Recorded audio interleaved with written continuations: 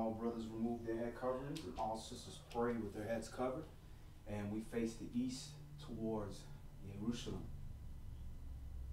Abba Father, Yahweh, Elohim, the Allah of Abraham, Yashak, Yaakov. Covenant Father, Elohim of Yahshua, we thank you, Yahweh, once again for all your mercy, Yahweh, and all your patience with your servants, Yahweh. We thank you that you brought us into another day of peace, another day of rest, your holy Shabbat, Yahweh. We're thankful that you're allowing your servants to take part, Yahweh, even though we be in our different places of captivity, Yahweh. You've provided a little sanctuary for us, Yahweh, that if we remember the sins of our forefathers and our own sins and rebuke ourselves and turn back towards your holy temple, you would always provide a little place for us according to your prophecy, and we're thankful, Yahweh. Yahweh, we humbly ask you to allow your angel that sits at the door and knock to come in and sup with us and us with him, so your name could be here on these holy grounds, Yahweh, giving us that Kodesh Mikra that you commanded us, Yahweh, so that we may show you our sign of obedience, that you truly are our Elohim, and we are your children, Yahweh. Yahweh, we ask a special supplication unto you, Yahweh, that you grant a spirit of understanding, Yahweh, to your children that are here, Yahweh, to keep your Shabbat and gather in foreign places, Yahweh, abroad, to learn your word, Yahweh, not for knowledge's sake, to be puffed up, but for obedience sake, Yahweh, and for examples and ambassadors, Yahweh, to all your children that are scattered, that are looking towards, moving towards this light, Yahweh. We also ask that you also grant a special spirit of understanding, Yahweh, for some of your children that our eyes are not open, Yahweh, but are being led unto you, Yahweh. We ask that you open up their eyes and their hearts, Yahweh, and allow them to have the strength, Yahweh, and the guidance to make the right decisions, Yahweh, that affect other servants, Yahweh, that are in the word, Yah. Yeah, all these things we humbly come before you. We make no demands. We make full supplication with full belief through your holy, humble, anointed Son, Yahshua HaMashiach, in which we pray. Amen. Yeah.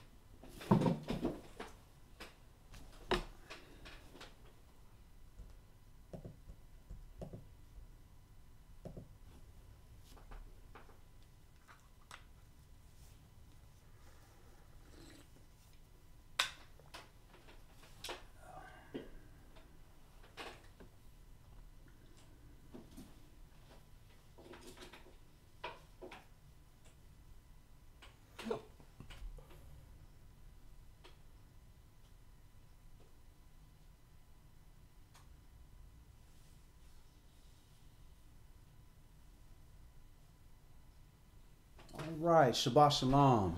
My name is Yadon Yashua. My brother Yonatan Yashua. Welcome back. You know, good to be back.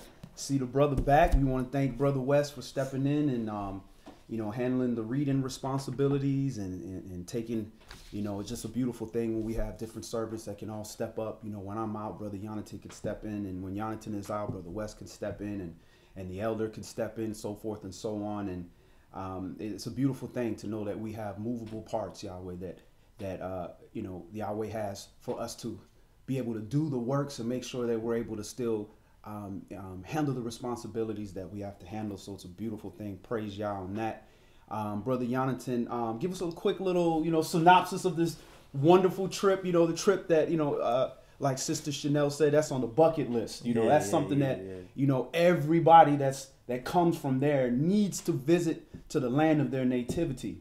Indeed, indeed. Well, you know, I know the mentality I had toward Israel before going, like, it's all mysterious. You don't know what's going on there. It's the holy of holy land or whatever. And then you go there and you realize, like, wow, like, you know, you see in ruins and you see in all the structures that you read about. You read in street signs with the names of the cities that you read in the scripture. So it really brought it to life. But at the same time, it also unshrouded that mystery aspect, where it's like it's a fantasy land. No, it's actual place where people were. some people wanted to be righteous, some ended up being wicked, and Yah drove us out the land. Right. So now going back and visiting, like, you see remnants of the Roman destruction for certain temples and whatnot. But it's a land, like I said, it's a desert, but at the same time, there's nutrients in the soil because anything that you're putting down is coming up. So it's weird. Like you'll see like what you think is dirt, and then you see a bush growing from out of nowhere, and then you see several bushes, and you come around on the other side of the mountain, and you see this whole meadows. So you're like, it's interesting, So it's a land full of character, wildlife and whatnot, and it's interesting to know that our ancestors were there at some point, and it'll be nice watching Yah bring it to fruition where he says, you'll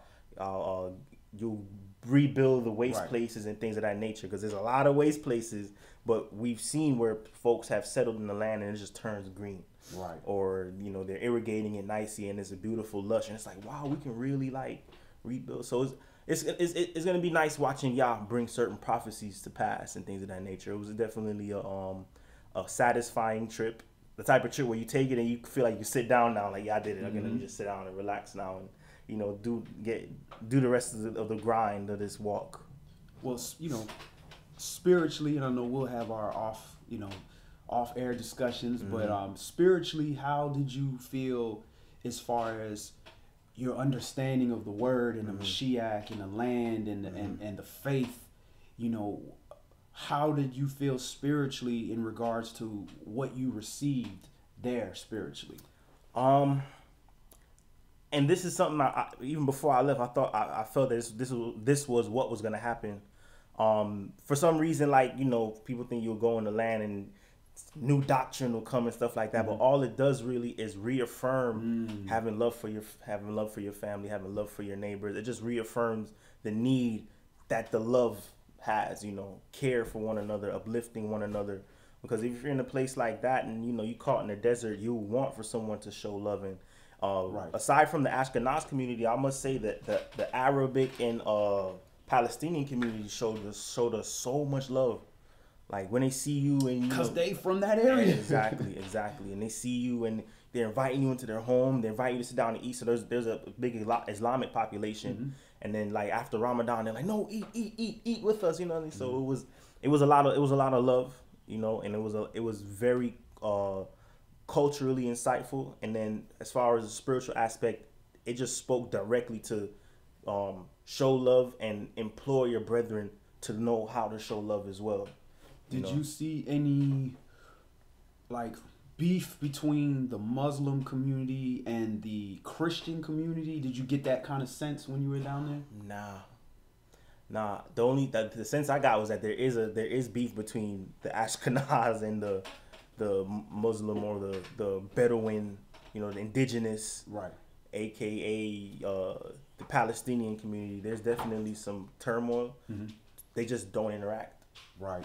And I haven't been there, so I can't speak on it, but I would imagine just from what you're saying and what we've studied is that there seems to be a beef with strangers that are from another continent coming into the area that are representing multiple different faiths like Christianity or Judaism, and then now they're conflicting with the melanin people from the land, and media is presenting it like it's Islam versus Christianity when you see clearly from your visit that it's not a faith type thing. It's more of a culture thing where you got a European culture coming down here and trying to colonize versus the people of the land are kind of, trying to live in peace and harmony in the area.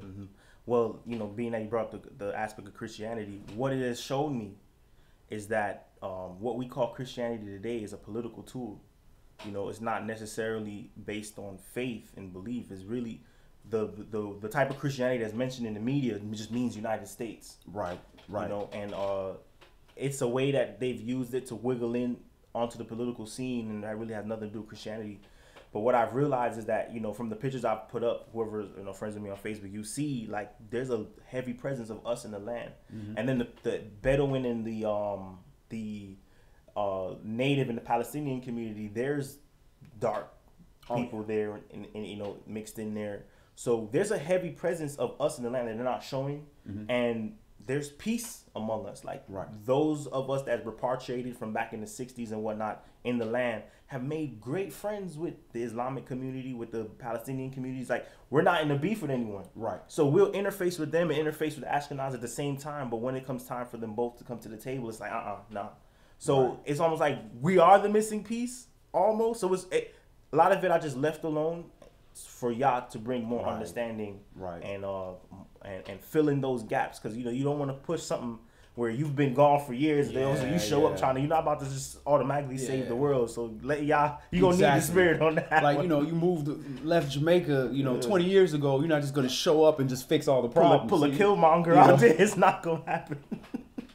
Well, praise Yah. Thank you for sharing that with us, brother. Most definitely. The title of today's Shabbat study is A Kingdom Divided. A Kingdom Divided. And one of the beautiful things to hear about the land was a lot of unity, amongst the different nationalities and brotherhood. And we understand that, our own house, while we call each other kings and queens, because you're the king of your own castle, of your own house. But if your house is divided, that leaves an opportunity for Satan to come in and cause problems and cause confusion. And it's just a matter of time it's going to fall.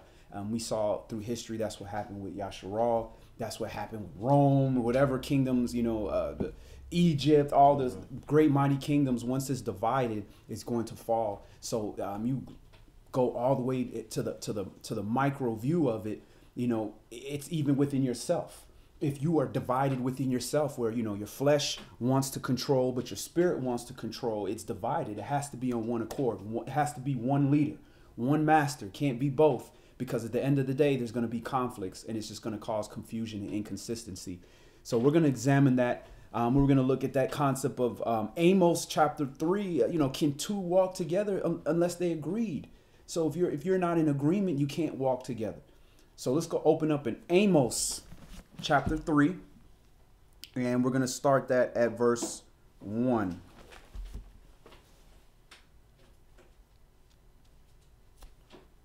Amos chapter 3 and verse 1. And Amos chapter 3 is one of those chapters that you should always have highlighted. I mean, it has so much major haymakers, verses, one-liners. Like, this is like the punchline king of the Bible. Just one-liners that are just, you can't refute, that can defend your views and your understanding of who you are and your relationship with the Most High. Amos chapter 3, and we're going to start that at verse 1. And Shabbat Shalom, Brother Chris Whitehead. Shabbat Shalom, Sister Tanya, and Brother Isaiah King. Shabbat Shalom, family. Shabbat Shalom, Chris Gooley, and Shabbat Shalom, Sister Ariel Smith. It's good to see you. And Shabbat Shalom, Sister Aquanette Thompson. Good to see you, family. Amos chapter 3 and verse 1. Hear this word that Yahweh has spoken against you, O children of Yasharal, against the whole family which I brought up from the land of Mitzrayim, saying, you only have I known of all the families of the earth. Therefore I will punish you for all your iniquities. Let's go to look at that word known. What's the Strong's for known? 3045. H3045. They use that term to know your wife and know and so forth and so on. And it's interesting. That's yada. That's the root word of Yadon. That was very interesting. And also the root word of Yahuda is yada. And that's the difference between Yahuda and Yahweh. Different root words. But yada is the root word here. And it's H3045, yada, spelled Y-A-D-A. And that's a primitive rote to know, used in great variety of senses, figuratively, literally, euphemistically, and inferentially, including observe, care, recognition, causative instruction, acknowledge, acquaintance, advise, answer, appoint, be aware, certainly, comprehend, cunning, declare, be diligent, discern, discover, endued with, familiar, friend, famous, feel, have, kinsman. So actually this is a different yada. There's another yada. So this is actually a different yada than the one in Yehuda. But it's a broad sense. Mark, perceive, privy, prognosticator, have respect, skillful, show, be sure of, surety, teach, tell, understand. So it's a big, broad sense of a relationship. And it's not to say that Yahweh doesn't know of the other nations, because the other nations have righteousness in them as well. So if there's some righteousness in them, that means they have some kind of connection to the Father, that the Father has known them in some kind of sense, but not in the sense that he's talking here in Yada. You are the only nation that I have brought close to me like this. Go ahead. Verse 3. Can two walk together except they be agreed? Will a lion roar in the forest when he has no prey? Will a young lion cry out of his den if he have taken nothing? Can a bird fall in a snare upon the earth where no gin is for him? Shall one take up a snare from the earth and have taken nothing at all? So verse 3 says, can two walk together except they be agreed? So if you're walking with somebody, it's already going to be perceived that you're in agreement with them. Just for example, if somebody goes and robs a bank and you are with them, you're automatically an accomplice because you agreed with them. You don't have to say, hey, put your hands up. No, you with them while they doing this thing. Unless you can say, oh, what are you doing? Oh, I don't have nothing to do with this. That's silent consent. Now, when we talk to brothers about this word, we have to understand what is our intention. Are we trying to be a cod at one with our brothers, or are we trying to separate? And your tactics are going to show what's in your heart, what you're trying to do. When you speak to your brother, or whether he is in the word or out of the word, but you know he's likely of your nativity, of your nation, you're trying to be one with him, or you're trying to separate or elevate or exalt yourself. So when you talk to somebody, are you attacking them? Are you always trying to find something wrong with what they're saying, either for your own pride or to separate yourself because they don't have fringes, or they have their head cover, or they don't have their head cover? What are you trying to do? Now, what we should be doing is try to gather. That is the purpose of what we're supposed to be doing now, is to gather our people. Yahweh is going to sanctify those that need to be sanctified. He's going to sanctify the Kodashim together. But our goal is to gather our brothers and sisters together. Now, that doesn't mean we do it at the expense of transgressing this law, or lying, or teaching impartially so that we can get a bunch of people. Don't get that twisted. But when you see your brother, you should be trying to walk with him. How can I walk with you? Now, there may be certain things that I know when it comes to this point, I can't go that direction. You want to go left? I got to go right, because I got to go towards Jerusalem. I got to head east.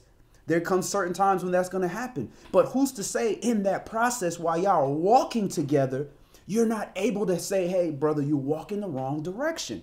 So we got to really acknowledge and think and ponder on how we are communicating with our brothers and sisters to see, are we trying to walk with them or get them to walk with us with this righteousness? Or are we trying to exalt ourselves or separate ourselves? Messianic, non-Messianic, a Yahweh or a Yahuwah. What is your goal? Go ahead. Verse 6. Shall a trumpet be blown in the city and the people not be afraid? Shall there be evil in a city and Yahweh has not done it? Surely my sovereign Yahweh will do nothing, but he reveals his secret unto his servants, the prophets. The lion has roared. Who will not fear? My sovereign Yahweh has spoken. Who can but prophesy? Publish in the palaces at Ashdod, and in the palaces in the land of Mitzrayim, and say, assemble yourselves upon the mountains of Samaria, and behold the great tumults in the midst thereof, and the oppressed in the midst thereof. For they know not to do right, says Yahweh, who store up violence and robbery in their palaces. Therefore, thus says my sovereign Yahweh, an adversary there shall be even round about the land, and he shall bring down your strength from you, and your palaces shall be spoiled.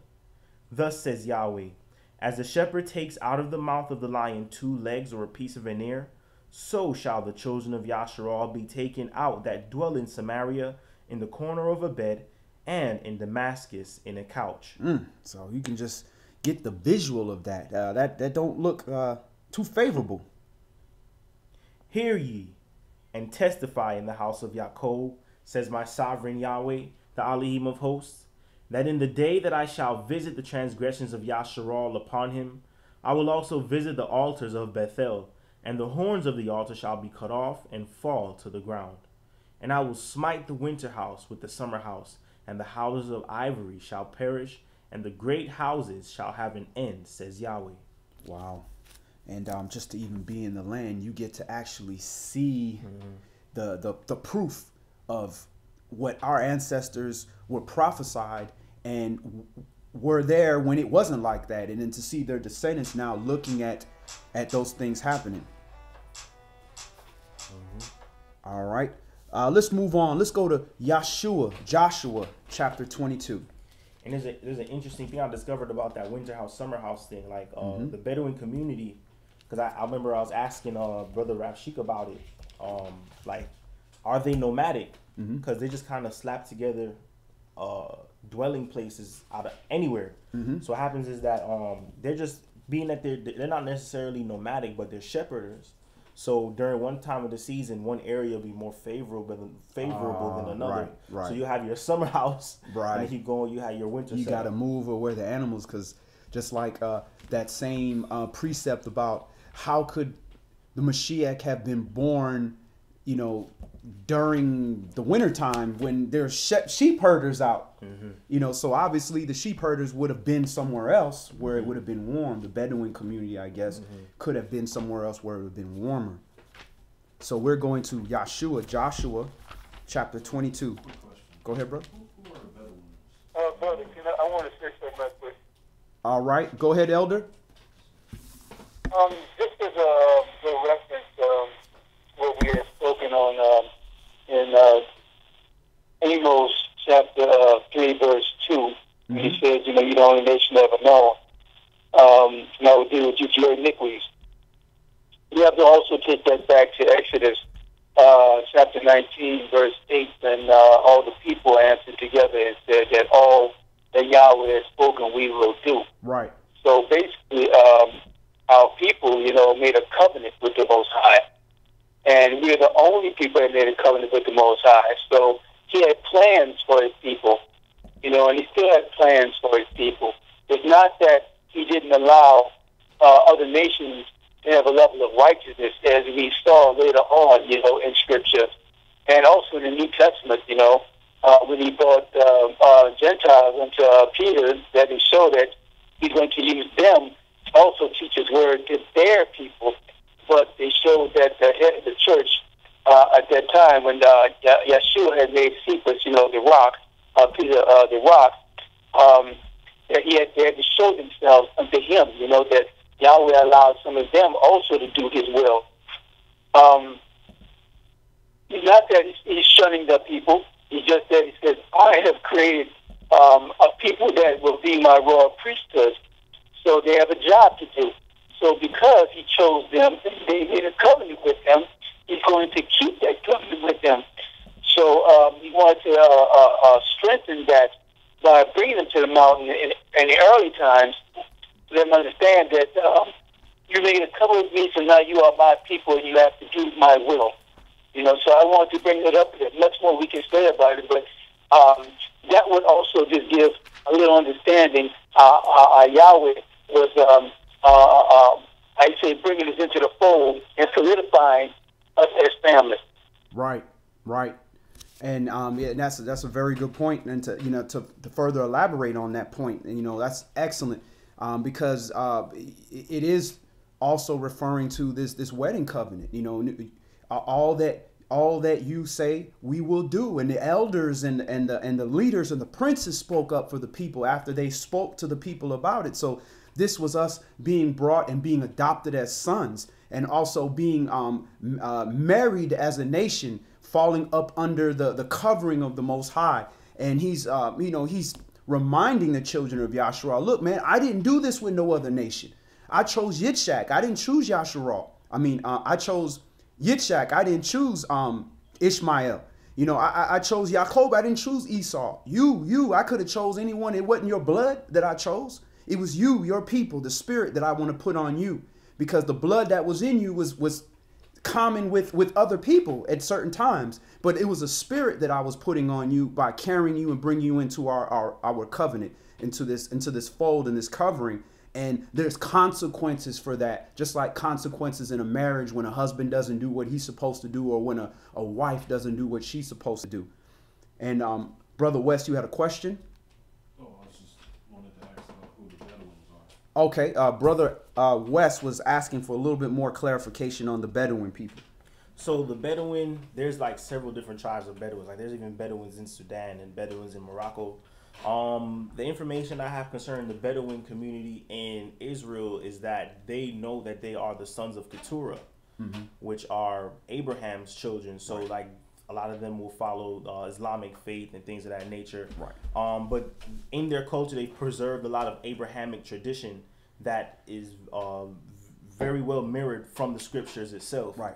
So it's definitely a mix. You know, you have a mix of Edom maybe in there. There's maybe a mix of Romans when they came and took over some of the Ottoman Empire. So it's like sometimes you have very dark light. That's how you got the light complexion coming in there. Yeah, so you have some very dark Bedouin groups, and you have some that are very light that look like the Arabs you may be more familiar with. But there's some that's like just as dark as or even darker than Wesley. Right, like the you have the Kedar, the tents of Kedar Bedouin, and then you have the ones that may be kind of in between that complexion, where you have the Esau ones that mixed with Ishmael, and then you have the European influence, with Alexander the so-called Great and all those people that came into that region.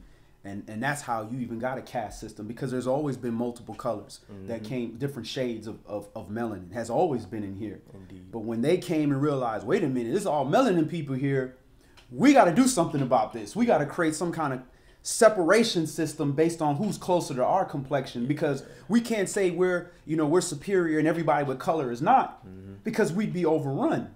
So we got to create some kind of caste system. And in India is where they created that caste system. And India is a place I would love to go as well. There's many Hebrews there, and many very melanin-rich Hebrews in that area as well. And Shabbat Shalom, Sister LaRonda Chambers. And Yehuda King Mike, good to see you. Shabbat Shalom.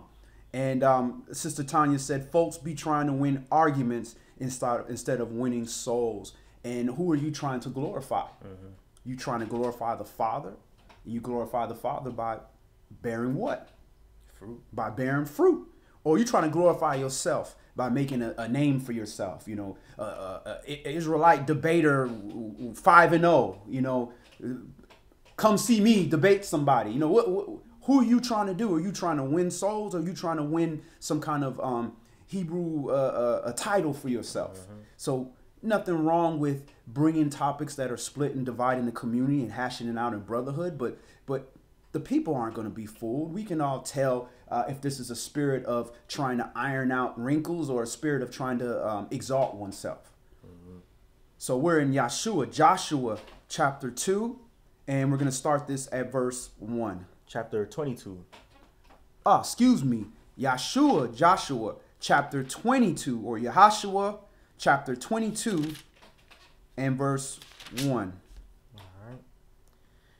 Then Yahshua called the Reubenites and the Gadites and the half tribe of Manasseh, and said unto them, You have kept all that Moses the servant of Yahweh commanded you, and have obeyed my voice in all that I commanded you. You have not left your brethren these many days unto this day, but have kept the charge of the commandment of Yahweh your Elohim. And now Yahweh your Elohim has given rest unto your brethren, as he promised them. Therefore now return you, and get you unto your tents, and unto the land of your possession, which Moshe the servant of Yahweh gave you on the other side of Jordan. But take diligent heed. Go ahead, brother. I wanted to just bring light on that verse, because verse 4, you talk about, and now Yahweh your Elohim has given rest unto your brethren. The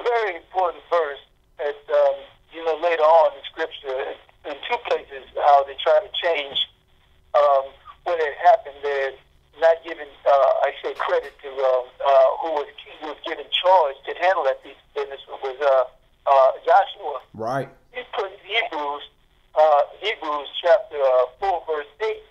He transcribed not Joshua there, but it transcribed Jesus there. Mm-hmm. And also they also did the same thing. I think Acts chapter 7, verse 46, when they transcribed Jesus, when they should have put Joshua there. Right. Like they're trying to get away from the name of the real name of Yeshua, and put Jesus in his place. So I know you can ad lib on that. I just wanted to bring that point up because it's funny how it was in this verse, and this is one of the verses, and later on in Scripture, how they don't want you to know the true name of Yeshua. Right, right. And that's why I love the King James, because even with the King James version, the flaws that's in it, the flaws that are there are proof points that they changed something, that we can go back and we can verify that things were changed, because like the elder was saying, it talks about if Jesus had not given them rest. Well, what are they talking about? How are they talking about this? Because Yahshua hasn't given us that rest yet. We have not got that rest from Yahshua. That rest is going to come later when Yah's will, we make it the Shabbatical kingdom. But our ancestors had rest from all the persecution that they were receiving in Mizraim when they were able to enter in the land safely. So here is the proof point, the elder. I'm glad you brought that up. This is the proof point where it's showing that should have been Joshua written there. And you have to ask yourself, why is it referring to Joshua in the New Testament several times, but replacing it with Jesus, when we can clearly see that Joshua is just the English for Yahshua or Yahshua. So I'm glad they left that change there, because that's a teaching tool for us to show you, like, look, you can see clearly they're even telling you in the side notes that they changed this thing. And why would they do that? So that's a great point. Yahshua, chapter 22 and verse 5. But take diligent heed to do the commandment and the law which Moshe, the servant of Yahweh, charged you, to love Yahweh your Elohim, and to walk in all his ways, and to keep his commandments, and to cleave unto him, and to serve him with all your heart and with all your soul. So Yahshua blessed them and sent them away, and they went unto their tents. Now to the 1/2 tribe of Manasseh Moshe had given possession in Bashan, but unto the other half thereof gave Yahshua among their brethren on this side of the Jordan westward. And when Yahshua sent them away also unto their tents, then he blessed them. So I always was a little confused by, that whole, the Jordan River pertaining to the other tribes. Do you have a better geographical understanding of where the Jordan River is and where those other tribes are that they're talking about? I would definitely have to look at a map. Yeah. I didn't get around the time to go to the Jordan River, but I know it's far south. Okay. It begins like far south down by that Egypt-Israel border. Mm-hmm. So I'll have to look at the map and see where it travels so I could put it to with the scripts. Yeah, and have a better perspective on what's being said. What was that? That was verse 20. That was verse 7. Now 1/2 tribe of Manasseh Moshe had given possession in Bashan, but unto the other half thereof gave Yahshua among their brethren on this side of the Jordan westward. And when Yahshua sent them away also unto their tents, then he blessed them. And he spoke unto them, saying, Return with much riches unto your tents, and with very much cattle, with silver and with gold, and with brass and with iron, and with very much raiment. Divide the spoil of your enemies with your brethren. And the children of Reuben and the children of Gad and the 1/2 tribe of Manasseh returned, and departed from the children of Yasharal out of Shiloh, which is in the land of Canaan, to go into the country of Gilead, to the land of their possession, whereof they were possessed according to the word of Yahweh by the hand of Moshe. And when they came unto the land, unto the borders of Jordan, that are in the land of Canaan, the children of Reuben and the children of Gad and the 1/2 tribe of Manasseh built there an altar by Jordan, a great altar to see to. And the children of Yasharal heard say, Behold, the children of Reuben and the children of Gad and the 1/2 tribe of Manasseh have built an altar over against the land of Canaan in the borders of Jordan at the passage of the children of Yasharal. All right. So they are building, the northern tribes are now building an altar against the land of Canaan in the borders of the Jordan River. Now, what can we perceive this being a problem? Does anybody see why this could be a problem with them building another altar? Is it like idolatry, or is it idolatrous? I wouldn't necessarily say it's idolatrous because they are building that altar for Yahweh, but it could be perceived as some idolatry. Were they not commanded to do it? Exactly. They weren't commanded. Moshe gave the commandments of where the altar needed to be and where, Yah's eyes would always be on. So this is somebody not necessarily not doing something bad, almost like the guy that want to touch the ark. He's like, oh, it's about to fall. Obviously this is bad. Let me touch it. And he died because he wasn't following instructions. So when you're doing something, the Most High says, listen, I want you to go over here and I want you to go to a land that you haven't been. And I'm telling you, here it is. There's a land. Go to this land here. And you decide, well, can I not go to these mountains over here? It's going to be dangerous over there. That's a problem because Yahweh said, go here. So now you have the northern tribes trying to say, nah, we going to build our own altar. And with their own altar is going to come what? Their own priests and their own way of doing things. When Yah said, nah, this is where it needs to be. I didn't tell you to go do those things. So this is how we could be a problem. So the tribes are now saying, wait a minute, what are you doing? What's going on? Go ahead. Mm-hmm. Verse. Oh, I see, brother. Basically, they're starting their own division right there. Mm-hmm. Now, to follow what was original, they want to do their own thing and think they can justify that. Exactly. So, Exactly. They're creating division. They're creating division because we are all to come at a cod in unity and one together.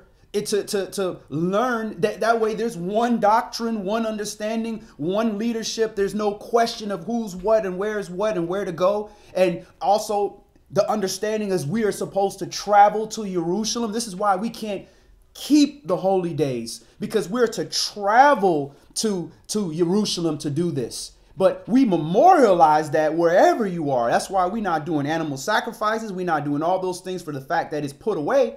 But even if it wasn't put away and say that we are not going to be covered under Yahshua, we want to cover ourselves, we still can't do that because we don't have the high priest, we don't have the temple, and we're not in Jerusalem. We have to all travel to Jerusalem in order to get that done. Go ahead, brother. Verse 12. And when the children of Yasharal heard of it, the whole congregation of the children of Yasharal gathered themselves together at Shiloh to go up to war against them. And the children of Yasharal... Hold on 1 second, brother. I don't know how my phone just jumped from full bar to automatically dead. Let's go ahead and switch over phones. Brother West, can you dial in on the other line, please?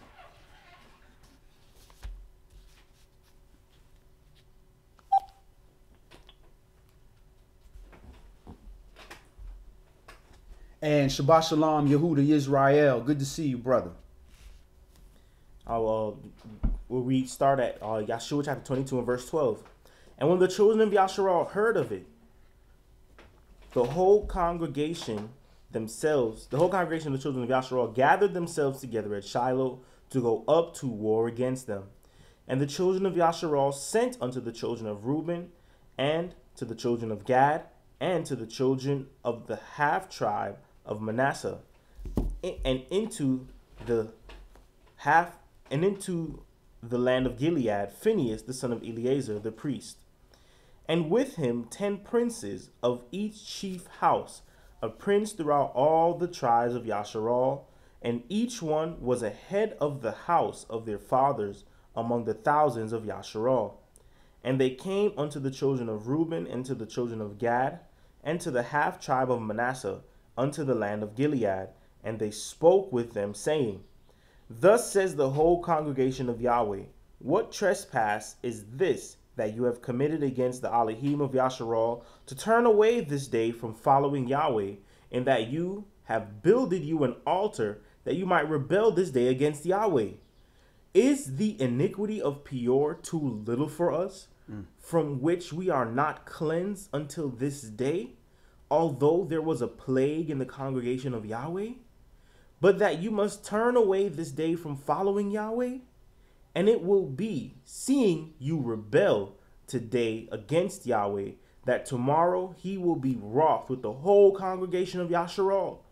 Notwithstanding, if the land of your possession be unclean, then pass you over unto the land of the possession of Yahweh, wherein Yahweh's tabernacle dwells, and take possession among us.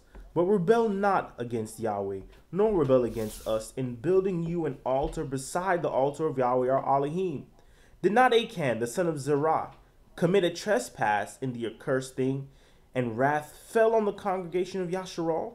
And that man perished not alone in his iniquity. Then the children of Reuben and the children of Gad and the half tribe of Manasseh answered and said unto the heads of the thousands of Yasharal, Yahweh all of mighty ones, Yahweh all of mighty ones, he knows, and Yasharal he shall know, if it be in rebellion, or if in transgression against Yahweh. Save us not this day, that we have built us an altar to turn from following Yahweh, or if to offer thereon burnt offering or meat offering, or if to offer peace offerings thereon, let Yahweh himself require it. So, initially they're saying, well, we're doing this because we want to be closer unto the Most High. We have to travel too far, so forth and so on, or whatever. But, the southern tribes are saying, look, do you not remember the iniquity of Peor when you were, doing all these Baal worship things and everything? So they are warning them about a little bit of idolatry that could come out of this. But again, a good comparison is like with Lot, where Yahweh's like, look, this is what you're supposed to do, but you keep messing and saying, well, I want to do something that's against what Yahweh's doing. Yahweh will say, all right, I'm already 10 steps ahead of you. I already know where your heart is. Your heart has already got issues. And I already know the heart of your children before they're even born. So I'm going to allow this thing because this is all going to fall right into the prophecies that I have that are going to come your way. So he's going to allow them to do it. Go ahead. Mm-hmm. Verse 24. And if we have not rather done it for fear of this thing, saying, in time to come your children might speak unto our children, saying, what have we to do with Yahweh Elohim of Yasharal? And why would they say that? Why would we say to one of our brothers or sisters, what do you have to do with Yasharal? What do you have to do with Yahweh? The only reason we would say that is if you doing idol worship. If you are carrying on like the heathen, then we'll say you can't come in this temple because you're doing the things of the other tribes. I mean, not the other tribes, the other nations that are round about. Versus, doing the things that Yahweh has commanded you, that would cause a separation. So they're already kind of telling on themselves that knowing that their actions may be a little questionable, that eventually the priests and the Levites going to be like, nah, you can't come in here with all this idolatry. So they're saying, well, when this happens, we're going to have our own place. We're going to be set up. And when you read further, you're going to see the example of that, how they set up their own priests. And, I owe you $100. All right, well, guess what? I don't have the money, but I can make you a priest. Come in here and get some free offerings from the children of Yasharal because I'm politically in control. Excuse me, brother. Go ahead, Elder. That sounds kind of familiar right now because of what our people have done in the past.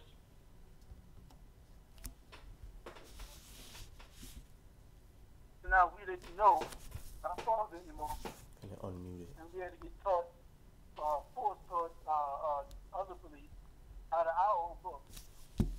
So this right here, that statement right there kind of rings true right now when it says, what have we to do with the Elohim, Yahweh Elohim of Yasharal? Because it's almost like now you're in your mentality of forgiveness now because it was forced forgiveness because of our rebellion, disobedience back in the past that has forced us or forced Yahweh to make a judgment call on us to put us into slavery in a land that we never know. So that is what we call a futuristic turn of events from that statement right here to what we live in today. Right.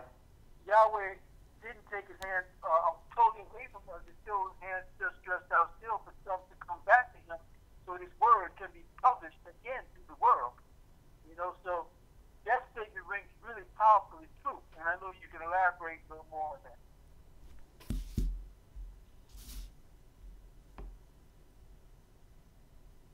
Well, absolutely. Yahweh, he doesn't do anything without telling his servants, the prophets, first. And regardless of whether we are trying to walk in this word or not, we are fulfilling the prophecies of Yahweh.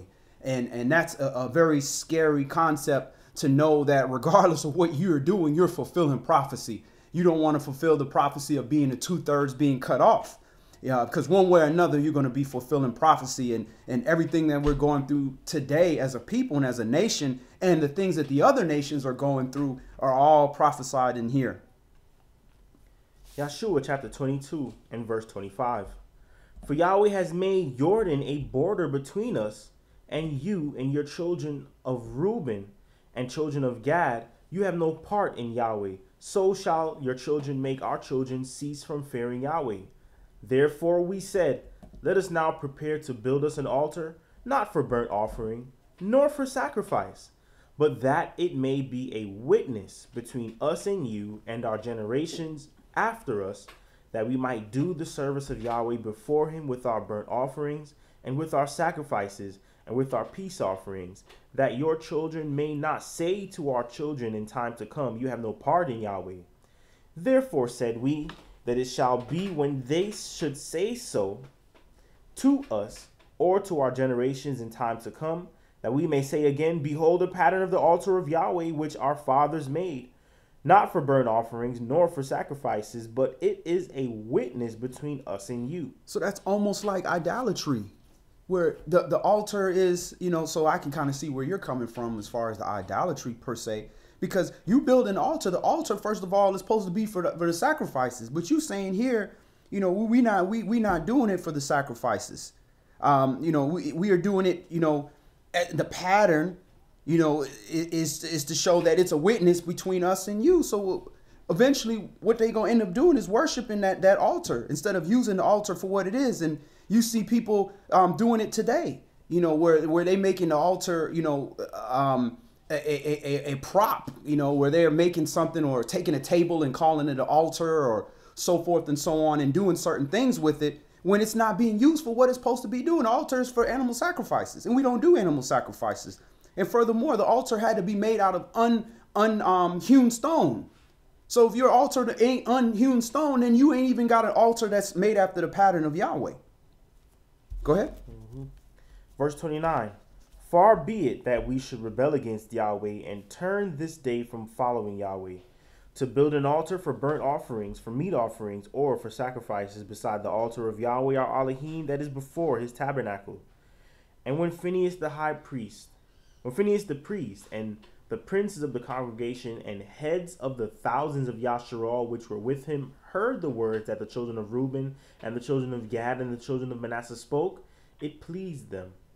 And Phinehas, the son of Eleazar the priest, said unto the children of Reuben and to the children of Gad and to the children of Manasseh, this day we perceive that Yahweh is among us, because you have not committed this trespass against Yahweh. Now you have delivered the children of Yasharal out of the hand of Yahweh. And Phinehas, the son of Eleazar the priest, and the princes returned from the children of Reuben and from the children of Gad out of the land of Gilead unto the land of Canaan, to the children of Yasharal, and brought them word again. And the thing pleased the children of Yasharal, and the children of Yasharal blessed Elohim, and did not intend to go up against them in battle, to destroy the land wherein the children of Reuben and Gad dwelt.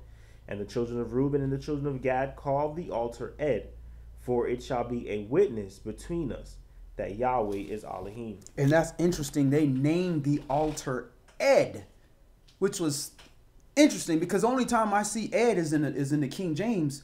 But when you look, there's no Strong's word for that. If you notice that, if you go to that verse, Joshua 22 and verse 34, there's no Strong's for that.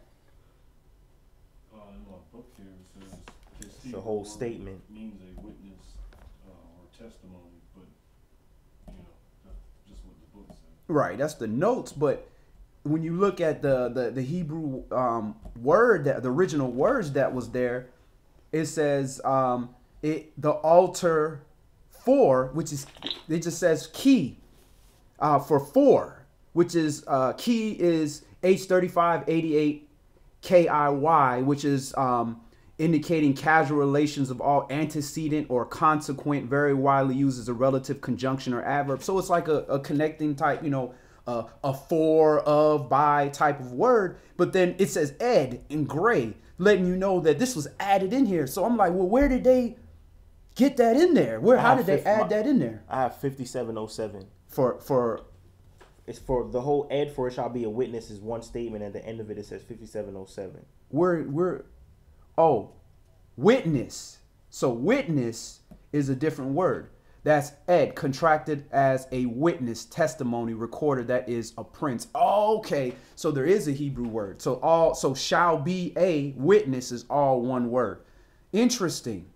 So aid or ed is means a witness. Let's look at and see if there's other instances of that. H5707. I just want to search that real quick. I never knew that.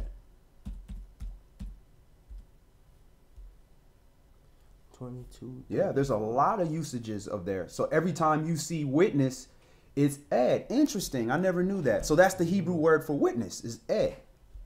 Okay.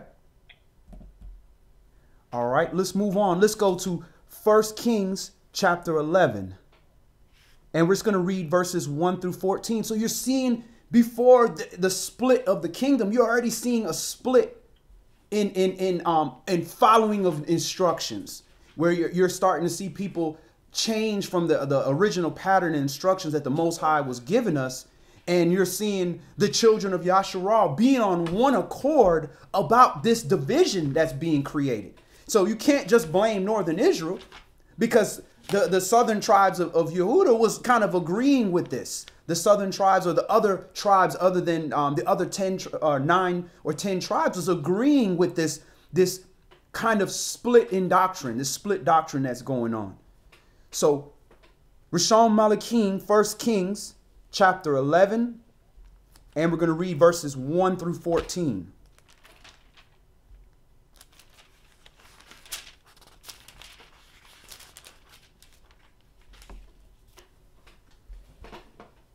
But King Shlomo loved many strange women, together with the daughter of Pharaoh, women of the Moabites, Ammonites, Edomites, Zidonians, and Hittites.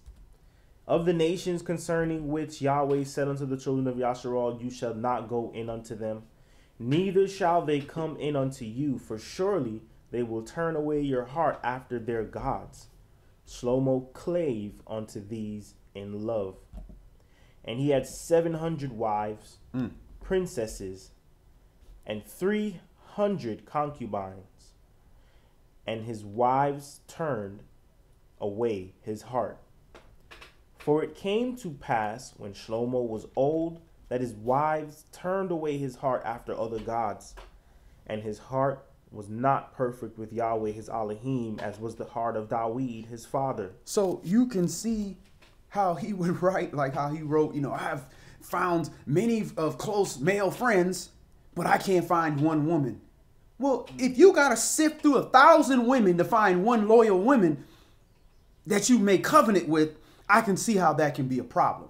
Because any woman that, is one amongst 1,000, how close of a relationship are you going to build? How are you going to become at one with 1,000 women? Now, kings, it's a little different situation, because you got kings inheriting wives from the previous, king, or so forth and so on, or different situations, war and so forth and so on. So, but at the end of the day, you can see where when he was young, he might have been able to keep up with these women. Because when you're a husband, there's a duty and responsibility that you have to do for a woman in multiple facets. So in doing that as a young man, he had the energy to keep up with these women and do this and do that. And there's certain physical things that a wife demands from a husband that you have to be ready to do. And you might not necessarily be ready to do this in your old age, to keep up with 1,000 different women, or the newer wives that might have been younger that are still requiring that type of service. So how are you going to now keep that woman happy when you're not as physically able as you were before? Now you start making constellations like sugar daddies. Now start breaking you off some bread, breaking you off some money, taking the money away from the children of Yasharal, the inheritance of the children of Yasharal, and giving it to these women of these other nations. And it's different if the woman of the other nation is being absorbed into your this altar for Baal or whatever god that they dealing with. That becomes a problem. And when you start doing that, Yahweh going to deal with you. And if you're in a position as a king where he's saying, okay, well, I can't just take you off the throne because of what your father did. But guess what? I can take away some of that understanding that you have, some of that knowledge and wisdom that you prayed for, that I gave you. Instead of just giving you just riches, I gave you the riches and that understanding. And then when that understanding falls, now all of a sudden you still trying to please these women, just building a false god. And now you are bringing the destruction on your whole nation because you are a leader of Yasharal. So it wasn't necessarily the problem that he had multiple wives, even though this was, in my opinion, obsessive to have 1,000 wives, because the law says you shall not multiply wives unto yourself if you are king. Multiply. That's multiple. When you got 1,000, that's multiplication right there. That's not 999 plus 1 addition. That's multiplication. You got multiples of tens, multiples of hundreds, 100 times 10. That's an issue. And there's no way that you are going to be able to keep your mind towards the service of Elohim with that many wives or a multiple of wives.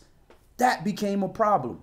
This is what's causing the division now. When your leader is now grabbing a hold of idol worship, it's going to cause a split in the kingdom, because you're going to have people that are loyal, that are idol worshiping Shlomo as their king.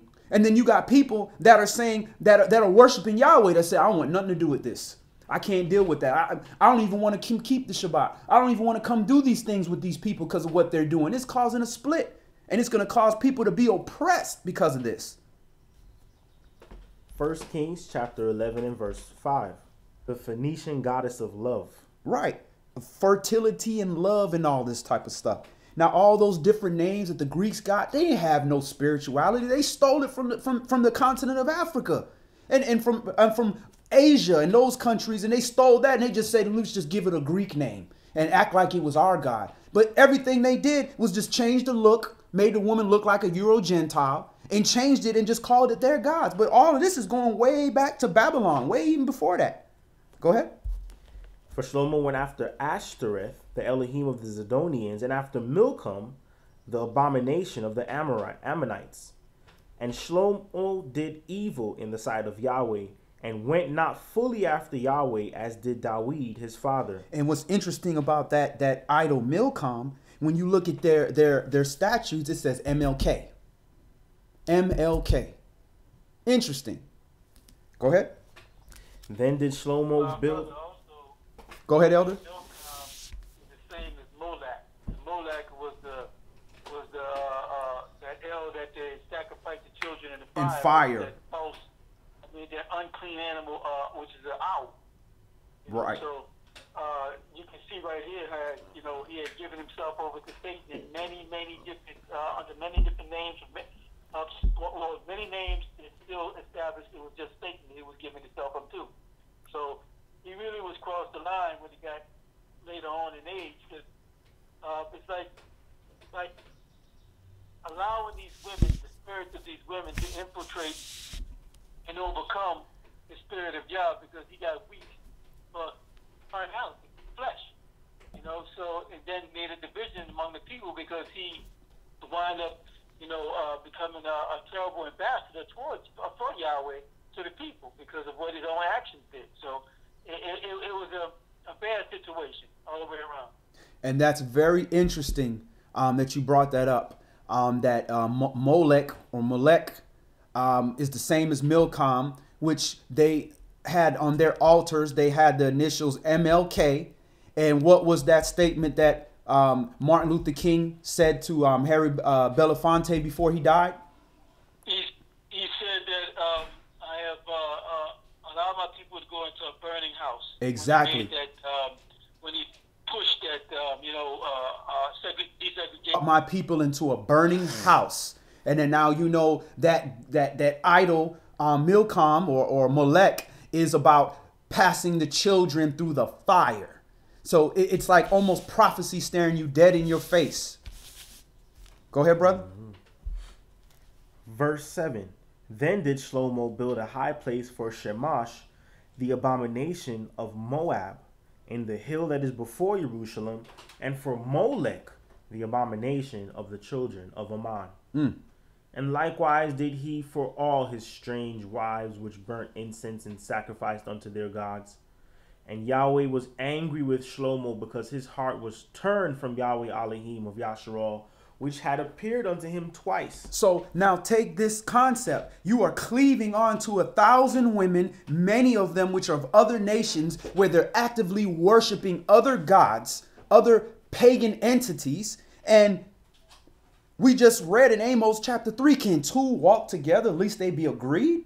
So if your wife is worshiping another god and you attach to her, and this is okay, and you are walking with her, you are justifying her pagan worship. And you the covering, you the one that's responsible for that. So you cannot do that. Does that mean you run away from your wife? No, there needs to be some kind of discipline and rebuke going on, and some kind of show to the Most High and to people publicly that, nah, this is not right. You know, I'm tearing with her mercifully, trying to lead her back to the right direction. But at the end of the day, what you're doing is wrong. You can't do that.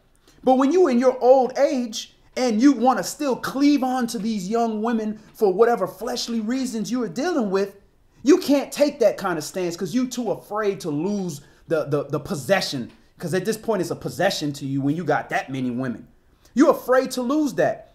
So in this walk, you can't be afraid to lose any gift that Yahweh has given to you if it demands that you have to keep the commandments and stand for Yah and prove to Yah who you are, because Yah will make you prove that to yourself.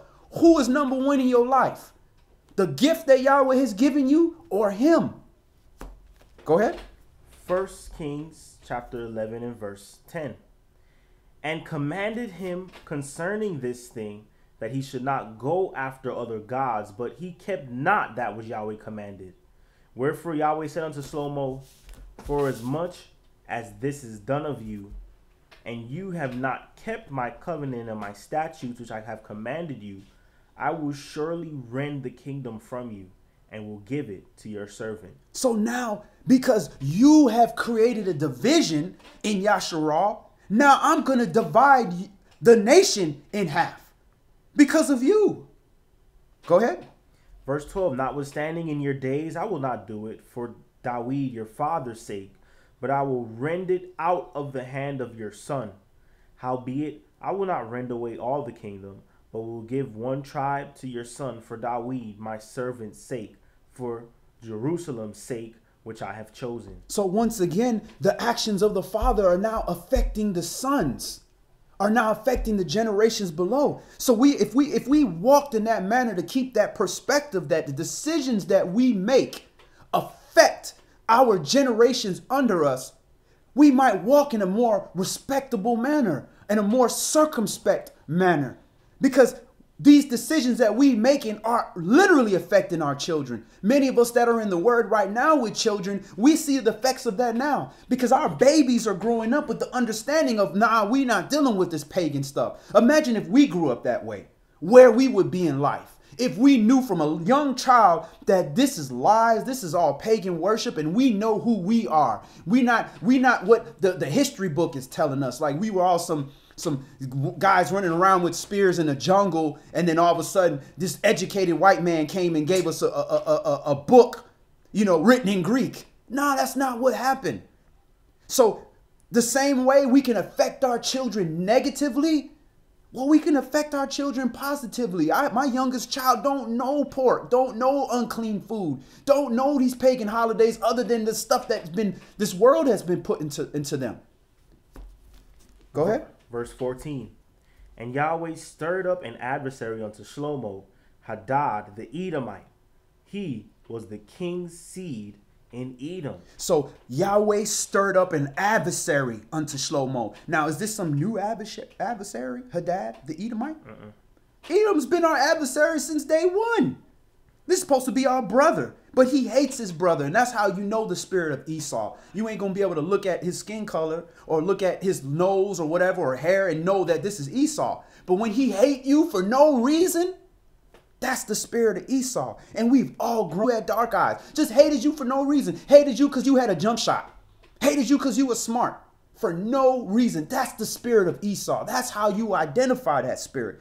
And Yahweh says when a man's ways is right with Yah, he has peace with who? His enemy. Even with his enemies, he has peace. So when Shlomo's ways was right, his enemy Hadad and Esau was off in the cut. But as soon as we get away from that, we are stepping outside of the hedge. And it says the adversary is as a roaring lion waiting to whom he may devour. That's just like the cities of refuge. This one man is angry at you. He wants to kill you. You step outside of those walls of that city, that blood is on your own hands. And this is what happens to us. We step outside of that hedge and we are now divided from our covering. And now it's just a matter of time. Let's move on. Now we're gonna see this prophecy being fulfilled. Let's go to 2nd Melachim. So that's Divri Melachim chapter 17. 2 Kings chapter 17. Where you're gonna start to see this prophecy being fulfilled. And what you're going to also see is some of those nations that you were talking about, some of those people, how they got into the land, how they started to enter into the land and be there long enough to say, we've been here hundreds of years. Yeah. This is our land. But even those people say, yeah, we've been here for thousands of years and we've been here for hundreds of years. This is our land, but who are you? Y'all ain't from here. And this is why they want to kill these people off. This is why they bombing them and they trying to, make up all this stuff like these people that you talking about is so peaceful, how they just so violent. Of course, you come in my house and you blow up my house and kill my children and I'm alive, I'm coming for you. You best believe I'm coming for you. So what you think these other people are doing?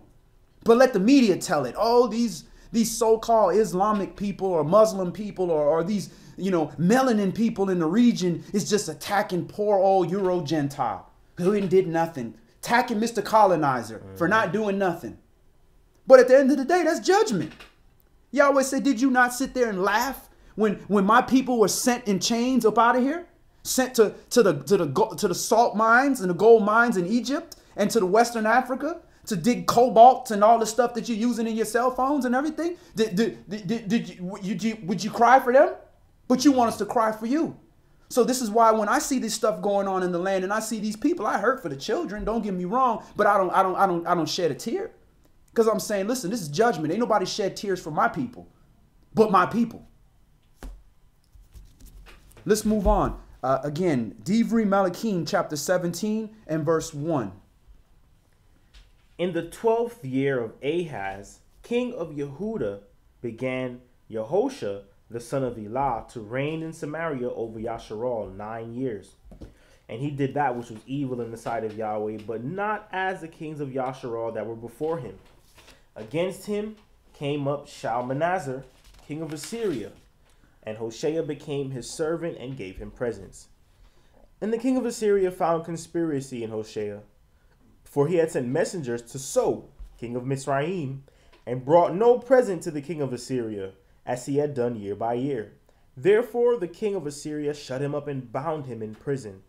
Then the king of Assyria came up throughout all the land and went up to Samaria and besieged it 3 years. And they have, I don't know if you saw that, but did you see on the walls where they had the pictures of that?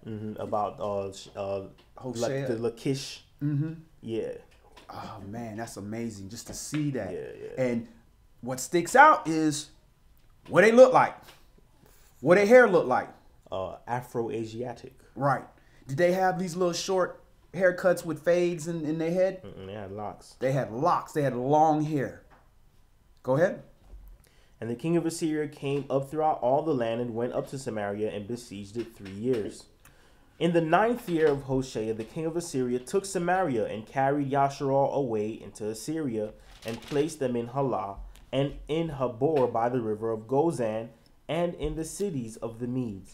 For so it was that the children of Yasharal had sinned against Yahweh their Elohim, which had brought them up out of the land of Mitzrayim from under the hand of Pharaoh, king of Mitzrayim, and had feared other gods, and walked in the statutes of the heathen, whom Yahweh cast out from before the children of Yasharal, and of the kings of Yasharal, which they had made. And this is going to be largely due to having separate altars and separate things. You already setting a separate standard where, the people now are going to idolize this thing, because this is just like what our younger brothers have in southern Israel. They got this altar of Yahweh. Well, we got our own, so we're going to pray to that altar. And now you're being influenced. We ain't got to come to the real altar and offer the real offerings for the Levites to do. Now we're going to do our own thing. And then eventually, as you over there being separated from your brothers, now these other doctrines are sliding in and slipping in. And there's no checks and balances in one area where you got 12 tribes and a 13th or a 12 tribes, basically all focusing on one area where you got 12 different tribes that can rebuke any kind of idolatry. But even in that, Yehuda wasn't innocent. We're going to continue and see. Go ahead. 2 Kings chapter 17 and verse 9.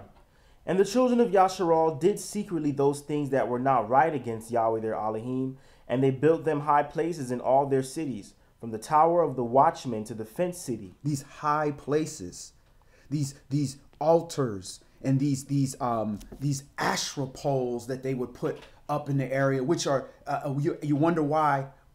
You look at, no matter where you go, the majority of all these so-called Christian churches are all built the same, with the triangles, with the pyramids, with the praying like a pyramid, and then with these high places, these high steeples all the way up with the big poison sign turned sideways at the top. All of them built the same. You have to ask yourself, he said, do not change this pattern. Let it be done on earth as it is in heaven. This is how this is supposed to be built. But they're not building it that way. But yet all of them, you see them on every corner, everywhere, right next to the gun shop and the liquor store. You're going to see them in every corner in the hood with the same little design. Go ahead. Verse 10. And they set them up images and groves in every high hill and under every green tree. And there they burnt incense in all the high places, as did the heathen whom Yahweh carried away before them, and wrought wicked things to provoke Yahweh to anger. Now, we burnt the incense because the incense was supposed to carry the prayers of the saints unto heaven. So they burn an incense to another god, saying, we praying to somebody else. Let that smoke go that way, away from Yahweh, to this god. That's a smoke in the nostrils of Yahweh, Yahweh's nose to say, you are going to take the holiness. I'm showing you how to be holy. You're going to take that and you're going to dedicate that to somebody else. That's like a wife coming in here and saying, man, thank you, not my husband, for all that you've done for my household. And I want to dedicate myself to you. And the husband right there like, this dude don't even know who you are.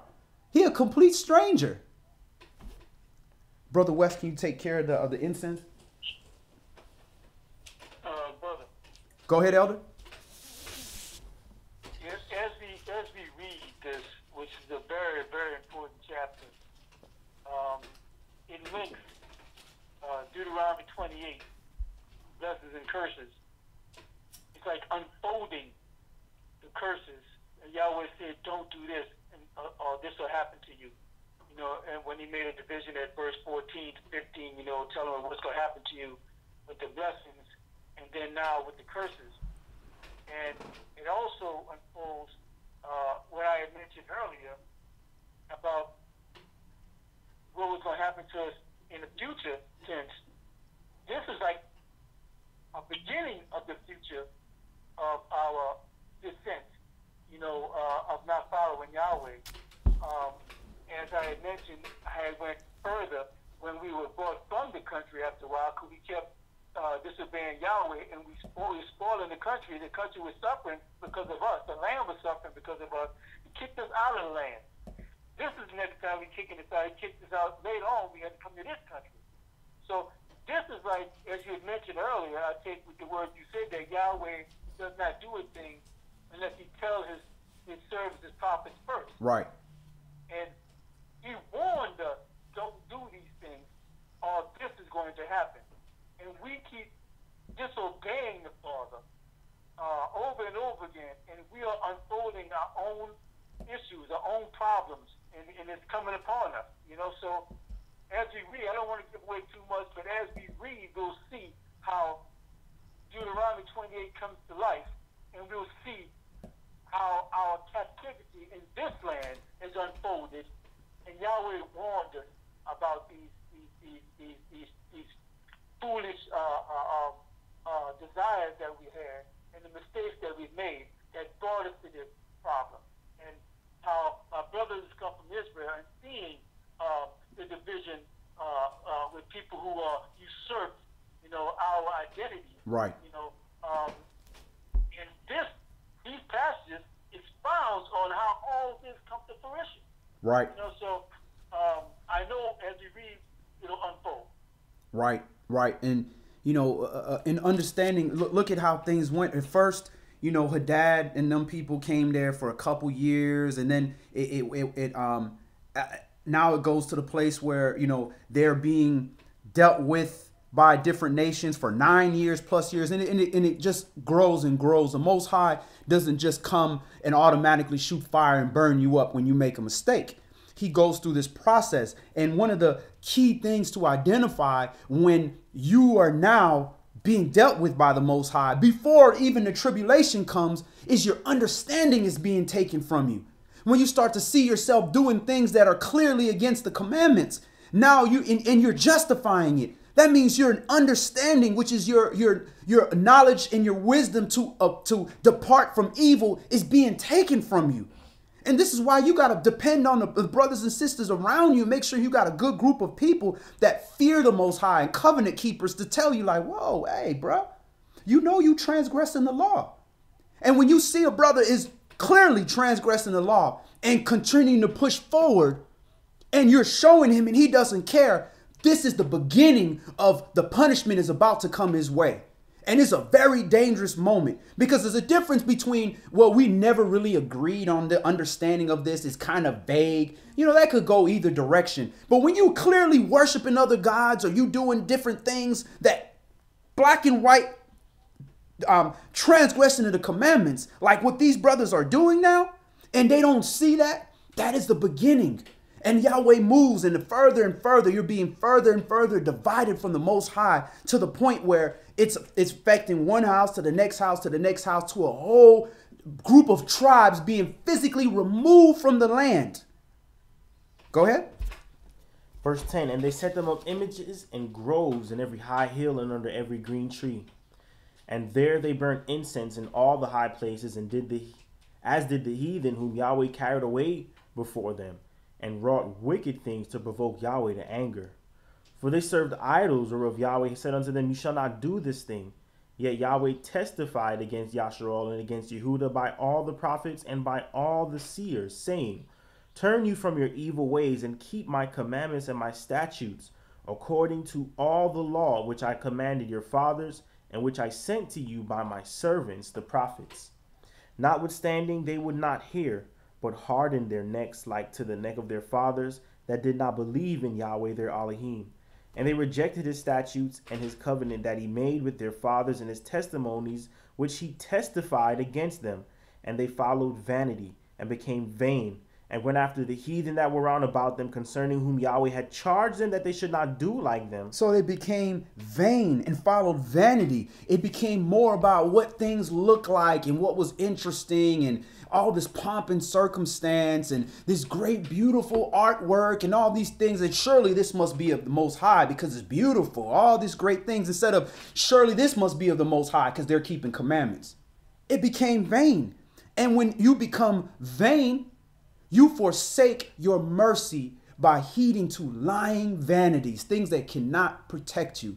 You can get an umbrella with a bunch of holes in it, and it's huge, and it looks beautiful, and it's got MP3 player in it, and it's got all kind of different. It extends your cell phone length and everything, and it does all these great things. It's got all these different shades and compartments and everything. But if it's an umbrella and it's supposed to cover, and you got a bunch of holes, it's just vanity. When it rains, you're gonna get wet. Go ahead. And they left all the commandments of Yahweh their Elohim, and made them molten images, even 2 calves, and made a grove, and worshipped all the host of heaven, and served Baal. So they left all the commandments of Yahweh. That is a complete falling. You are dead. You left all the commandments of Yahweh. That's how you serve Baal, aka Lord. Go ahead. And they caused their sons and their daughters to pass through the fire and use divination and enchantments and sold themselves to do evil in the sight of Yahweh to provoke him to anger. Divination. That's the same thing that these African nations around us still do. Instead of praying unto the Most High, they pray into so-called the spirit of their ancestors and looking for answers of certain things, like what you saw in Black Panther. The same thing, they pray into supposedly some dead entity that's in some magical place that's going to tell you information from the grave. But guess who's watching you that can give you some information and make you feel like you talking to your ancestors? The watchers, the Malachim, the angels, the third that left their estate, that are responsible for leading the other nations away from Yahweh. Those angels weren't placed over you. There was no angel placed over you. But now you are seeking information from those evil angels that are impersonating your people. But if you are in these scriptures and you are worshiping Yahweh and listening to Yahweh's words, Yahweh tell you when you dead, you asleep. Your spirit done went back to the Father. If the Father ain't coming down here to talk to you directly, that spirit of your ancestor ain't coming down, because that spirit is reserved. Energy has gone back to where it is until it's going to be brought back up for judgment, along with everybody when it's time to be judged. Go ahead. Verse, was that where verse is 18? Verse 18. Yeah, 18. Therefore Yahweh was very angry with Yasharal and removed them out of his sight. There was none left but the tribe of Yehuda only. Also Yehuda kept not the commandments of Yahweh their Elohim, but walked in the statutes of Yasharal which they made. So even Yehuda, again, a house divided is going to fall. Because whereas Yehuda is just another earthly person, just like everybody else. So, they would draw strength from their brothers and sisters if they know I can't do this thing because my brothers are looking at me. But now your brothers are moving. So now the house is being divided and the whole kingdom is starting to fall. Verse 20. And Yahweh rejected all the seed of Yasharal and afflicted them and delivered them into the hand of spoilers until he cast them out of his sight. For he rent Yasharal from the house of Dawid, and they made Jeroboam the son of Nebat king. And Jeroboam drove Yasharal from following Yahweh, and made them sin a great sin. For the children of Yasharal walked in all the sins of Jeroboam which he did. They departed not from them, until Yahweh removed Yasharal out of his sight, as he had said by all his servants the prophets.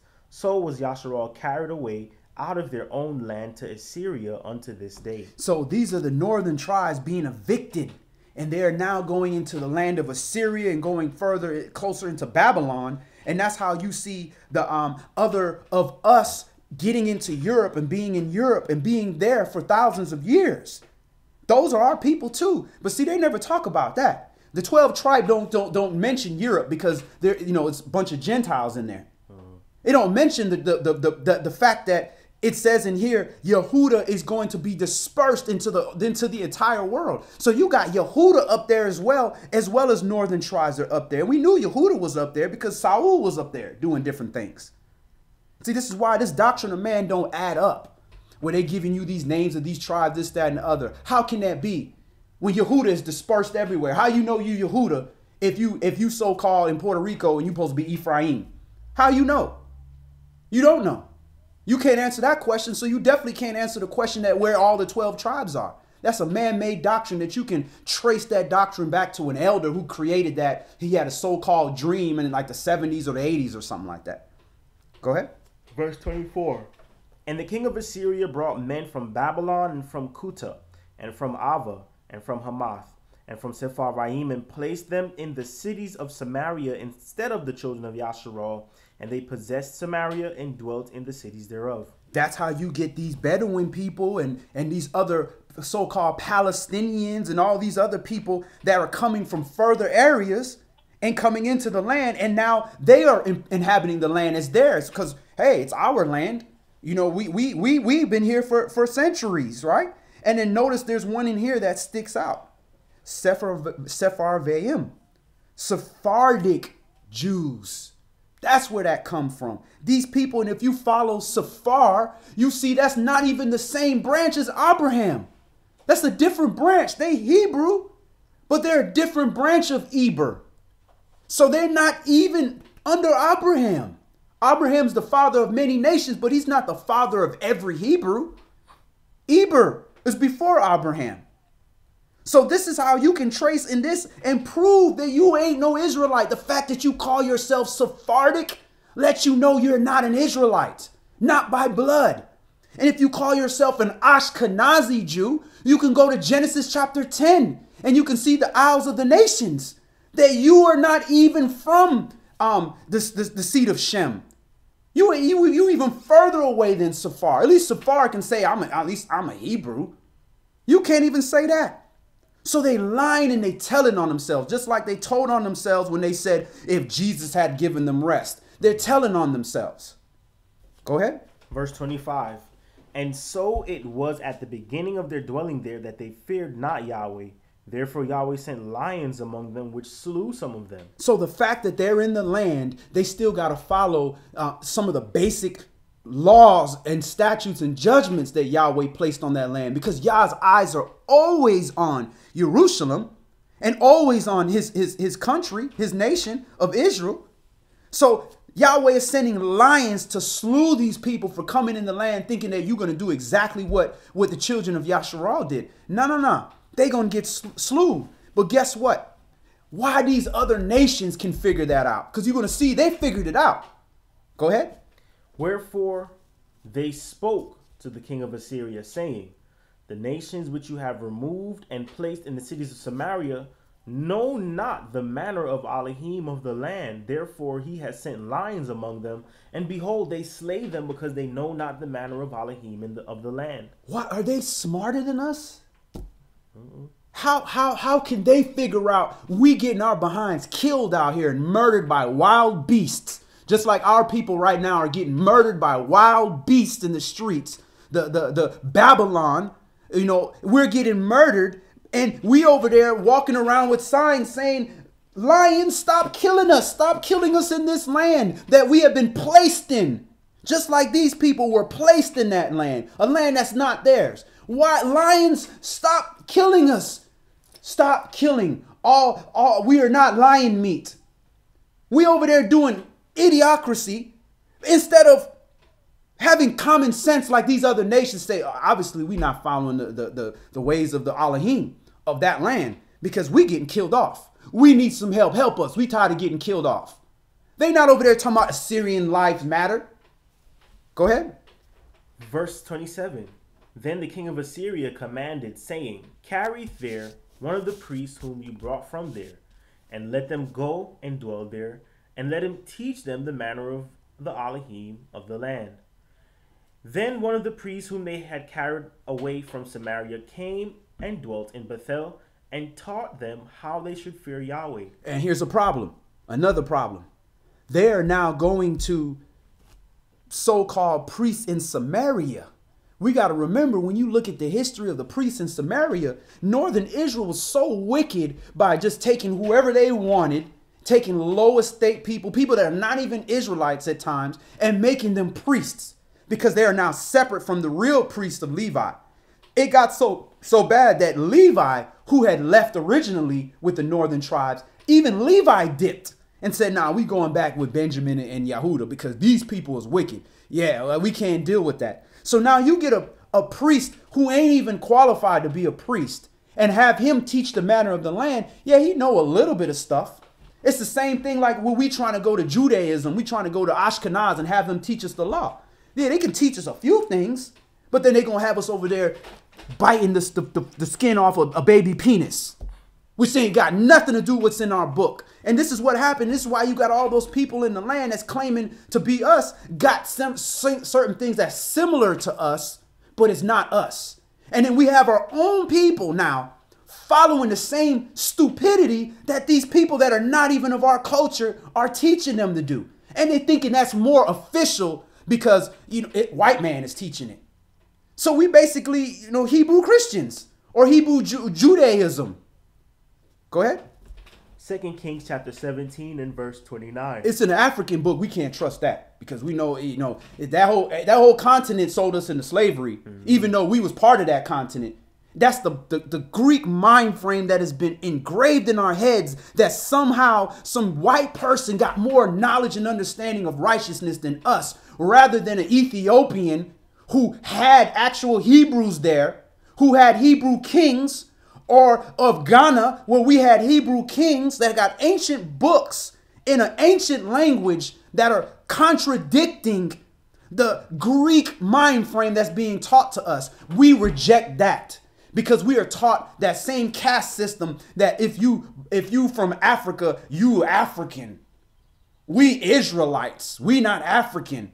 But yet we don't see the game that they played on us when the Zeus spelled backwards company, Suez Canal Company, came in and dug a divider which divided Israel from Africa. When every ancient map all the way to 1920 or something like that showed Africa, including all in Arabia and all in the land. But yet they can include Madagascar into Africa, but they can't include the rest of the stuff on the same tectonic plate. Go ahead. Verse 20. Go ahead, Elder. This is really pretty deep when you think about it. It's like Yahweh made a covenant with the people and disrespected it so many times.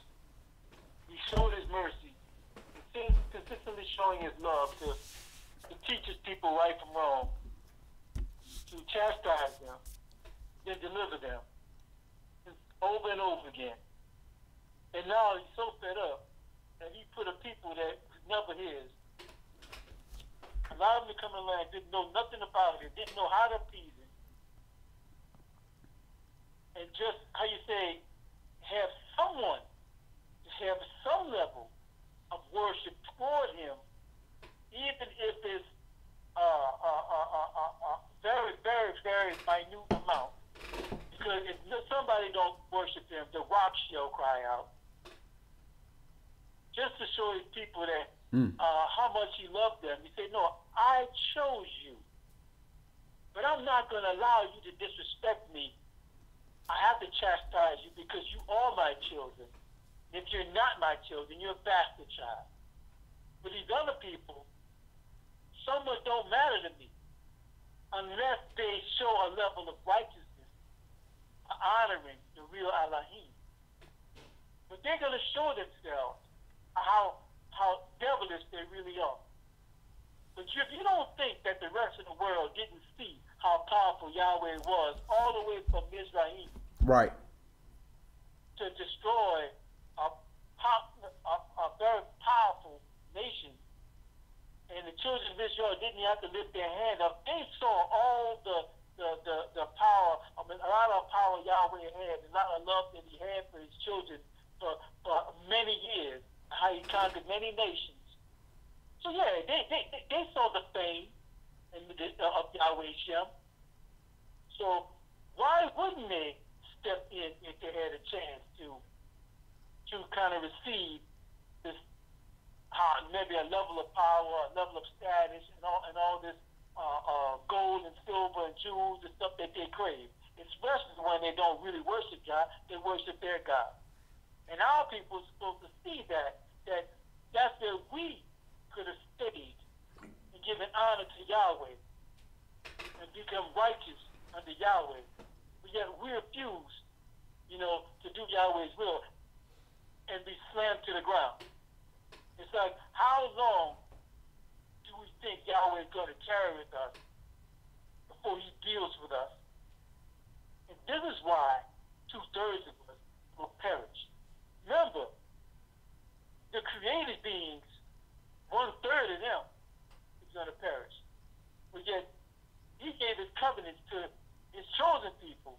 So 2/3 of us are going to perish because he's showing so much love and righteousness and grace toward us that he's given us a chance over and over and over again.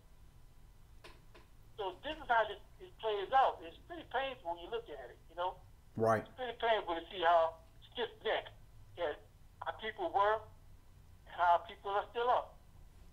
Right. And it just goes to show you how he judged the other nations, whereas, we stopped keeping all the commandments and he got rid of us. But then he allowed these other people that are not under the covenant and got nothing to do with us come into the land. And even they got dealt with for not keeping some of the commandments. And then when which we'll read later, they start to do a little something. It ain't all the way, but the fact that the law was never given to them at all. So any little bit of righteousness they do, that's going to be counted great unto them because it wasn't given unto them versus us. The entire law was given unto us. All the instructions we need to attain unto salvation was given directly to us. And we forsaked it. So Yahweh dealt with our behinds, but he's going to let the Gentiles do this and do that. And they'll be okay with some of the things that they're doing because they got a little bit of righteousness that they got. And that's why he says, Saul will say, listen, man, just stay away from strangled meat and idol worship, because you ain't going to be able to keep all these commandments we did because we struggle with it. And we still fighting with it. So you just start with this basics of righteousness, and that will be meat for you until the time where you got 1,000 years to practice all the law. Go ahead, brother. 2 Kings chapter 17 and verse 29. Howbeit every nation made gods of their own and put them in the houses of the high places which the Samaritans had made, every nation in their cities wherein they dwelt. And the men of Babylon made Succoth-Benoth, and the men of Cuth made Nergal, and the men of Hamath made Ashima, and the Avites made Nebaz and Tartak, and the Sepharvites burnt their children in fire to Adremelech and Anamelech, the mighty ones of Sepharvaim. So they feared Yahweh and made unto themselves of the lowest of them priests of the high places, which sacrificed for them in the houses of the high places. Now, when they're burning their children, eventually it gets to the place where they don't want to burn their own children. So they're going to grab our children and burn our children. And that's why you see a lot of death and destruction and things going around the world. These same nations that are being ruled by these same evil angels are murdering and sacrificing our children for all these different things. That's why you have all these black missing children, all these so-called black missing women that we don't hear nothing about. It never make the news. One little loose white woman, go on spring break to some wicked country, and she don't show up and don't come back to the hotel. It's a nationwide, news. Little white girl missing. Breaking news. But we're being sacrificed because they sacrificing our children. And if you look into these so-called secret societies and elite groups, they literally do this, sacrifice children. They sacrifice our children. They not grabbing their children and doing that. They grabbing our children and do that. Grab a little black child. They ain't going to raise no attention. Grab a black woman. They really ain't going to care. A black child might get some attention because we still care about children, most of us. But grab a black woman, ain't nobody going to say nothing. Oh, she was a whore. She probably prostituting. She probably on drugs. Go ahead. Verse 33. They feared Yahweh and served their own gods after the manner of the nations whom they carried away from there. Unto this day they do after the former manners. They fear not Yahweh, neither do they after their statutes, or after their ordinances, or after the law and commandment which Yahweh commanded the children of Jacob, who he named Yashral, with whom Yahweh had made a covenant and charged them, saying, You shall not fear other gods, nor bow yourselves to them, nor serve them, nor sacrifice to them. But Yahweh, who brought you up out of the land of Mitzrayim with great power and a stretched out arm, him shall you fear, and him shall you worship, and to him shall you do sacrifice. All right, so you shall, in verse 35, you shall not fear other mighty ones, nor bow yourselves to them, nor serve them, nor sacrifice to them. And a mighty one does not have to be a physical idol or a physical god that somebody created. It can be a nation that is mighty. A mighty nation that's doing wickedness. We're not supposed to bow down to that nation. We definitely not supposed to serve that nation or a mighty person. We're not supposed to bow down to him, and we're not supposed to serve him. So it doesn't have to be this so-called Milcom or Molech or whatever fake entity we know don't even exist. That's why the term in Hebrew is Elohim, mighty ones. Go ahead. In verse 36, But Yahweh, who brought you up out of the land of Mitzrayim with great power and a stretched out arm, him shall you fear, and him shall you worship, and to him shall you do sacrifice. And the statutes and the ordinances and the law and the commandment which he wrote for you, you shall observe to do forevermore. And you shall not fear other gods. And the covenant that I have made with you, you shall not forget, neither shall you fear other gods. But Yahweh your Elohim you shall fear, and he shall deliver you out of the hand of all your enemies. Howbeit they did not hearken, but they did after their former manner. So these nations feared Yahweh and served their graven images, both their children and their children's children, as did their fathers, so do they unto this day. So these nations feared Yahweh, and they served graven images, both their children and their children's children, as did their fathers, they do unto the same day. So this is thousands of years ago, but they're still doing these things to the same day. But again, it's not apples to apples with us, because we know in Enoch, it tells us, in Jubilees, it tells us that evil angels were sent to push these nations away from Yahweh, to sanctify the children of Yasharal. And in doing so, if they are now being pushed away by these evil angels, but they are turning away from some of them and picking up some of the righteousness of Elohim, some of that is being counted righteous unto them, because Yahweh never knew these people. He never showed himself to these people like he did to Yasharal. So we can't halfway serve Yahweh like the other nations do and have an idol still in our heart and think it's going to benefit us in any kind of way. Whereas the other nations are benefiting slightly by at least trying to grab some of the righteousness of this word. But they're going to receive their judgment, and they're receiving the judgment in this world right now. That's why they don't have peace where they at as well.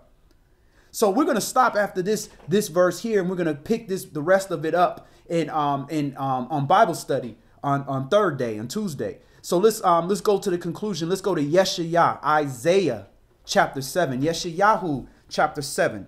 And we're going to see now you have a split of the tribes being split. You got the northern tribes being sent away. And now you're going to see a people being cut off completely. You are now not even Yasharal. You are being considered another nation. You are being considered a Gentile. That's how bad this division can be. Yeshayahu, Isaiah chapter 7. And we're going to start this at verse 1.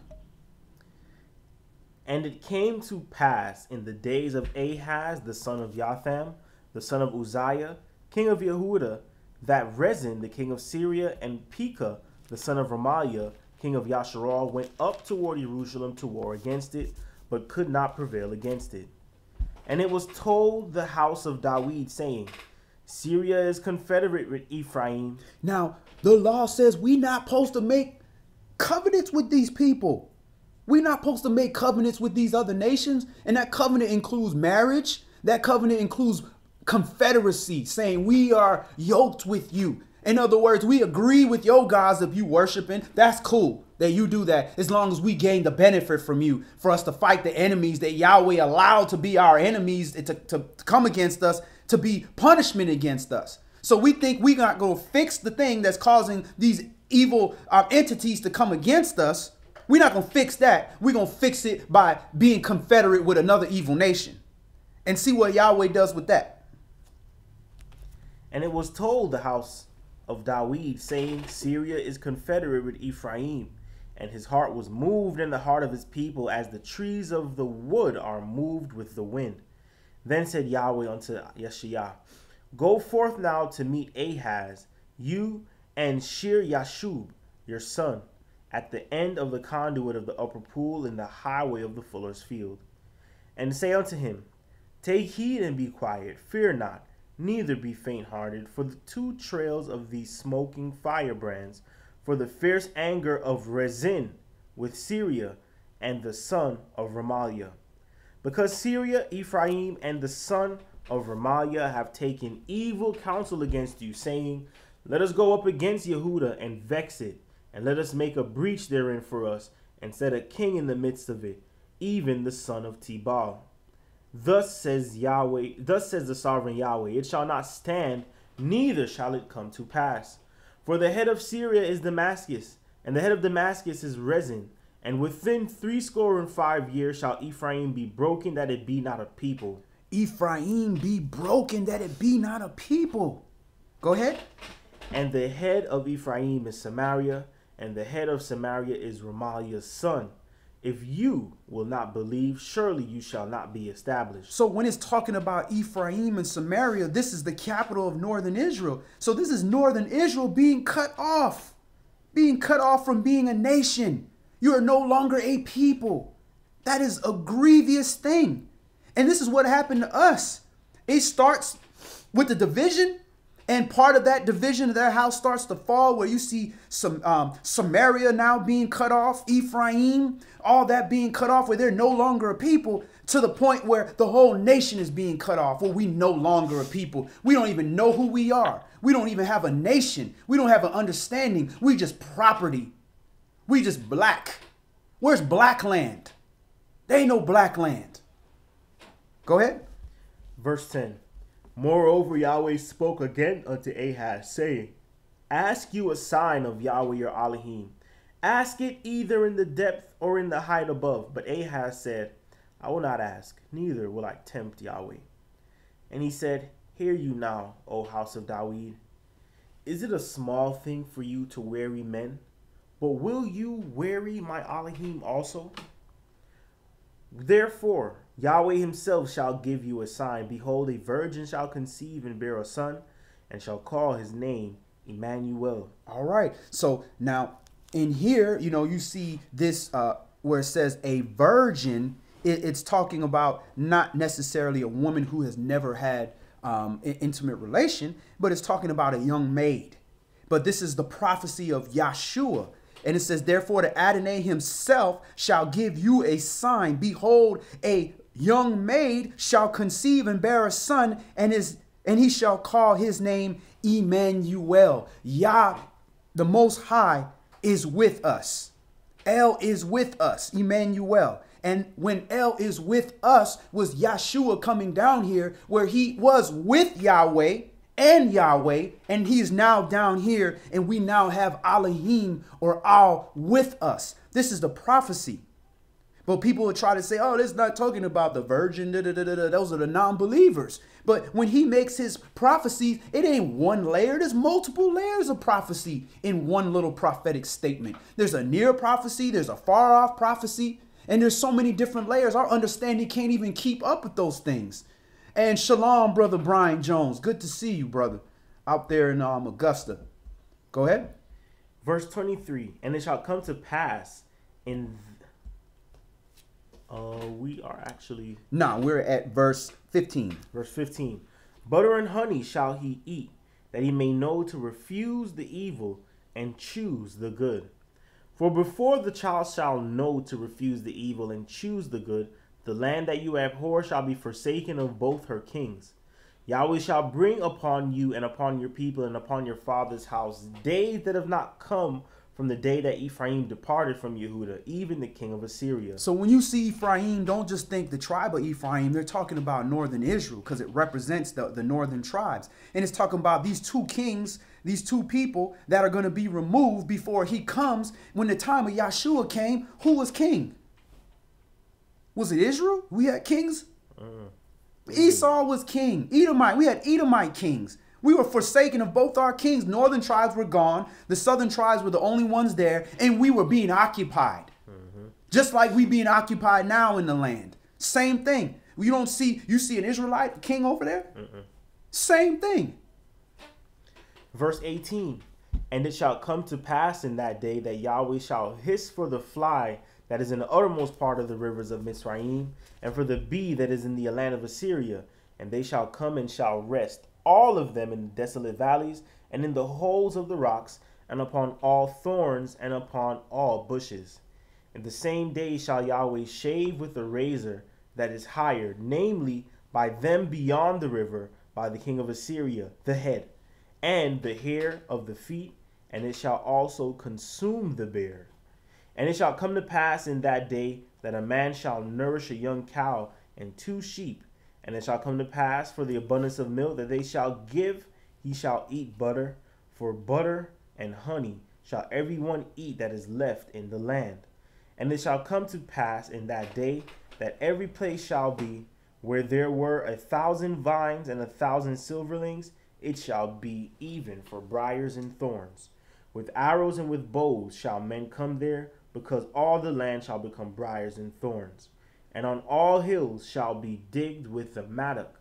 There shall not come there the fear of briars and thorns, but it shall be for the sending forth of oxen and for the treading of lesser cattle. All right, so this is the demise of the northern tribes to the point where they were cut off.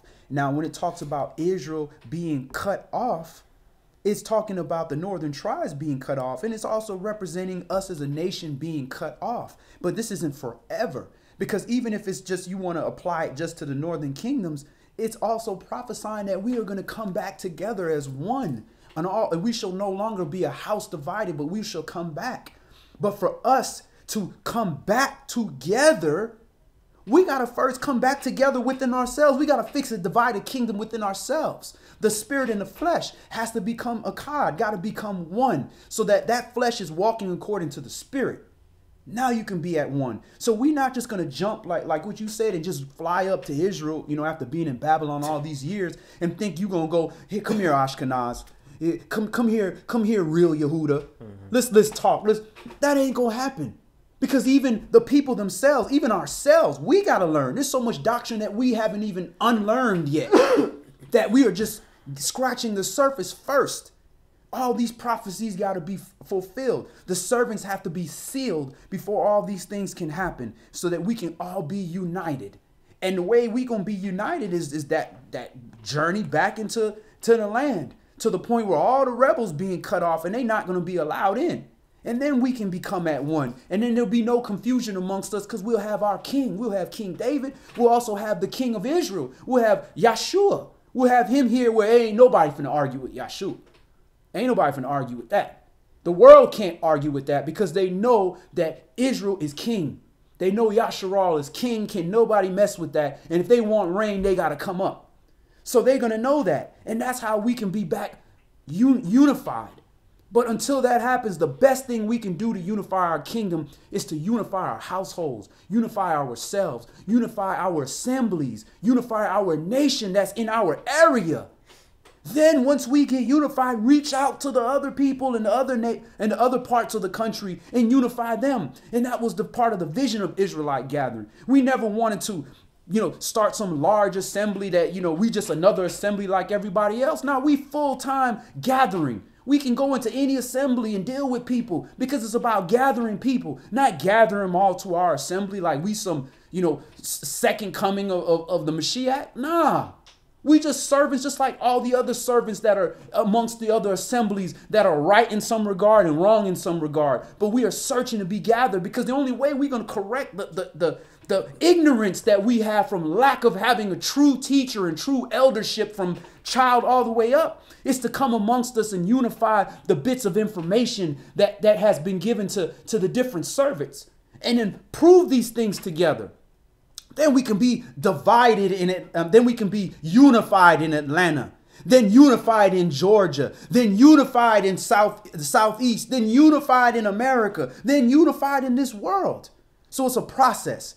So in Bible study, we're going to go through the rest. We're going to see the division of the body. We're going to see the carnal mind. We're going to justify all these things that we talked about. The division and the envying and strife, how that caused division, how we got to bear each other's burdens. Because when you got 4 people in the room that's fed and one guy that's hungry, there's going to be a division unless we feed the hungry brother.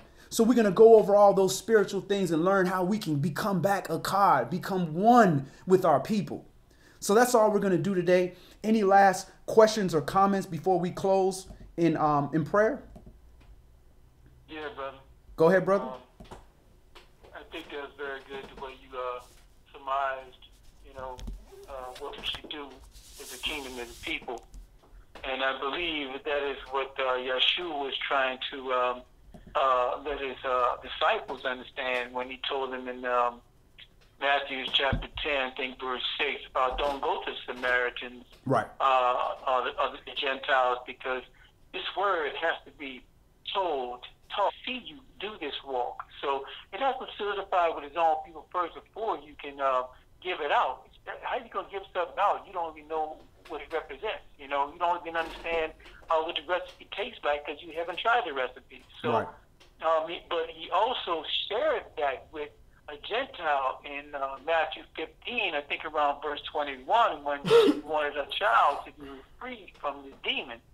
You know, so she hard pressed them, and basically they didn't answer her, you know, but yet he gave in because her tenacity, her belief, you know, her cry was so strong and so pure that he allowed her to receive what she asked for because she was so humble. And this is what, you know, I think our Father is trying to impute unto us is that, you know, if you really, you know, want to find him, he's there, you know, and he offered himself unto his children first.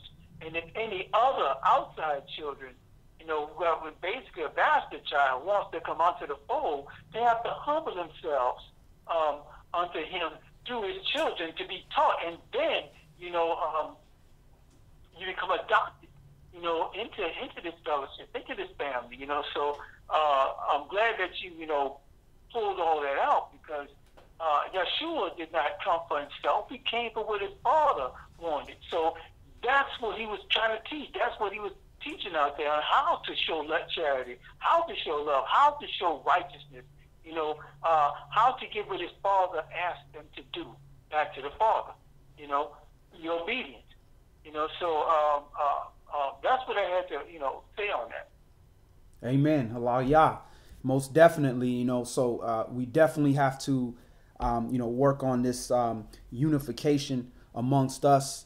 And, you know, before we can unify with anybody else, to ask anybody to walk with us.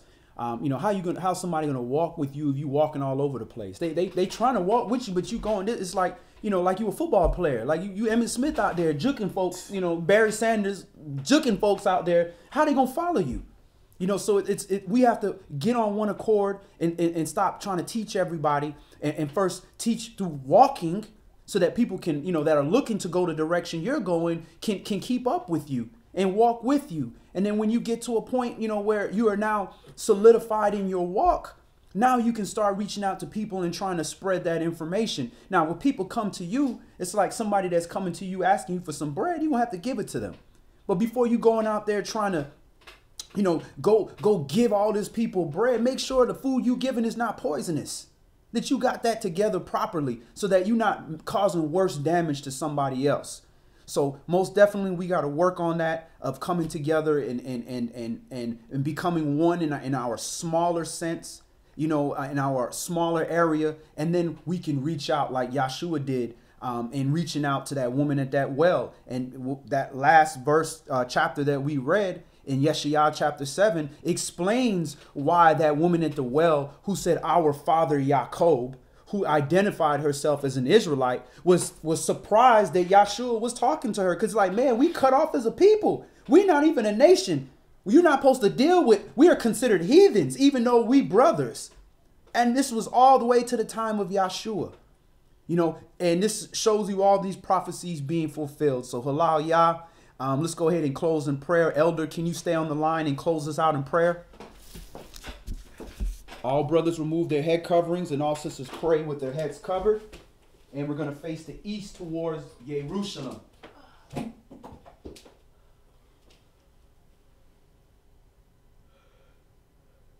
Elder, you there?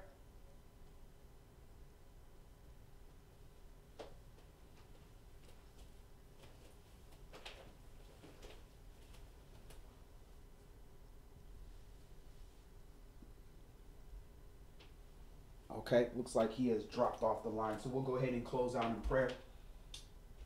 All brothers remove their head coverings and all sisters pray with their heads covered. And we face the east towards Jerusalem. Our Father, Yahweh, Elohim, the Allah of Abraham, Yashak, and Yaakov. Covenant Father, Elohim of Yasharal. Once again, we thank you, Yahweh, for sharing of your spirit, Yahweh, on this wonderful day, this day of peace, Yahweh. We ask that you allow us to have a better ability to retain this spirit, Yahweh. And we ask for a better ability to walk according to the spirit even though when that fire of fleshliness in us is burning at a high and hot rate, Yahweh. We ask that you allow us to have that ability to identify the Spirit and to have an ear that can hear the Holy Spirit, which is so desperately trying to lead us in the right direction. Yahweh, we ask that you put a hedge of protection about your children, Yahweh, that are trying to find their way back home, and do not allow these wild lions, these wild beasts that be around us to devour us before we make our way back to our destination of you, Yahweh, of becoming unified with you, Yahweh. We ask that you also increase our capabilities and our desire to become one with all those, Yahweh, that seek to keep your covenant, Yahweh, that seek to be ambassadors unto you, Yahweh. We ask that you increase our capabilities of coming together and reaching out to those people, Yahweh, so that we can increase our powers, Yahweh, of being at one. And Yahweh, most of all, we thank you, Yahweh, for not cutting us off completely, but always allowing a remnant to remain so that your spirit, your word, and your understanding could find its way back to us, Yahweh, in your due time. Yahweh, so we thank you, Yahweh, and we thank you for all your mercy and patience that you've had with us. And we ask that you also allow that spirit of mercy and patience to reside in with us as well, to all those that require more patience for us as we seek the lost sheep. Yeah, all these things we humbly come before you, and we thank and pray through your holy, humble, anointed servant, Yahshua HaMashiach, in which all praise, majesty, might, and dominion reside here forevermore through you, your majesty. In the name of Yahshua HaMashiach, we thank and pray. Amen.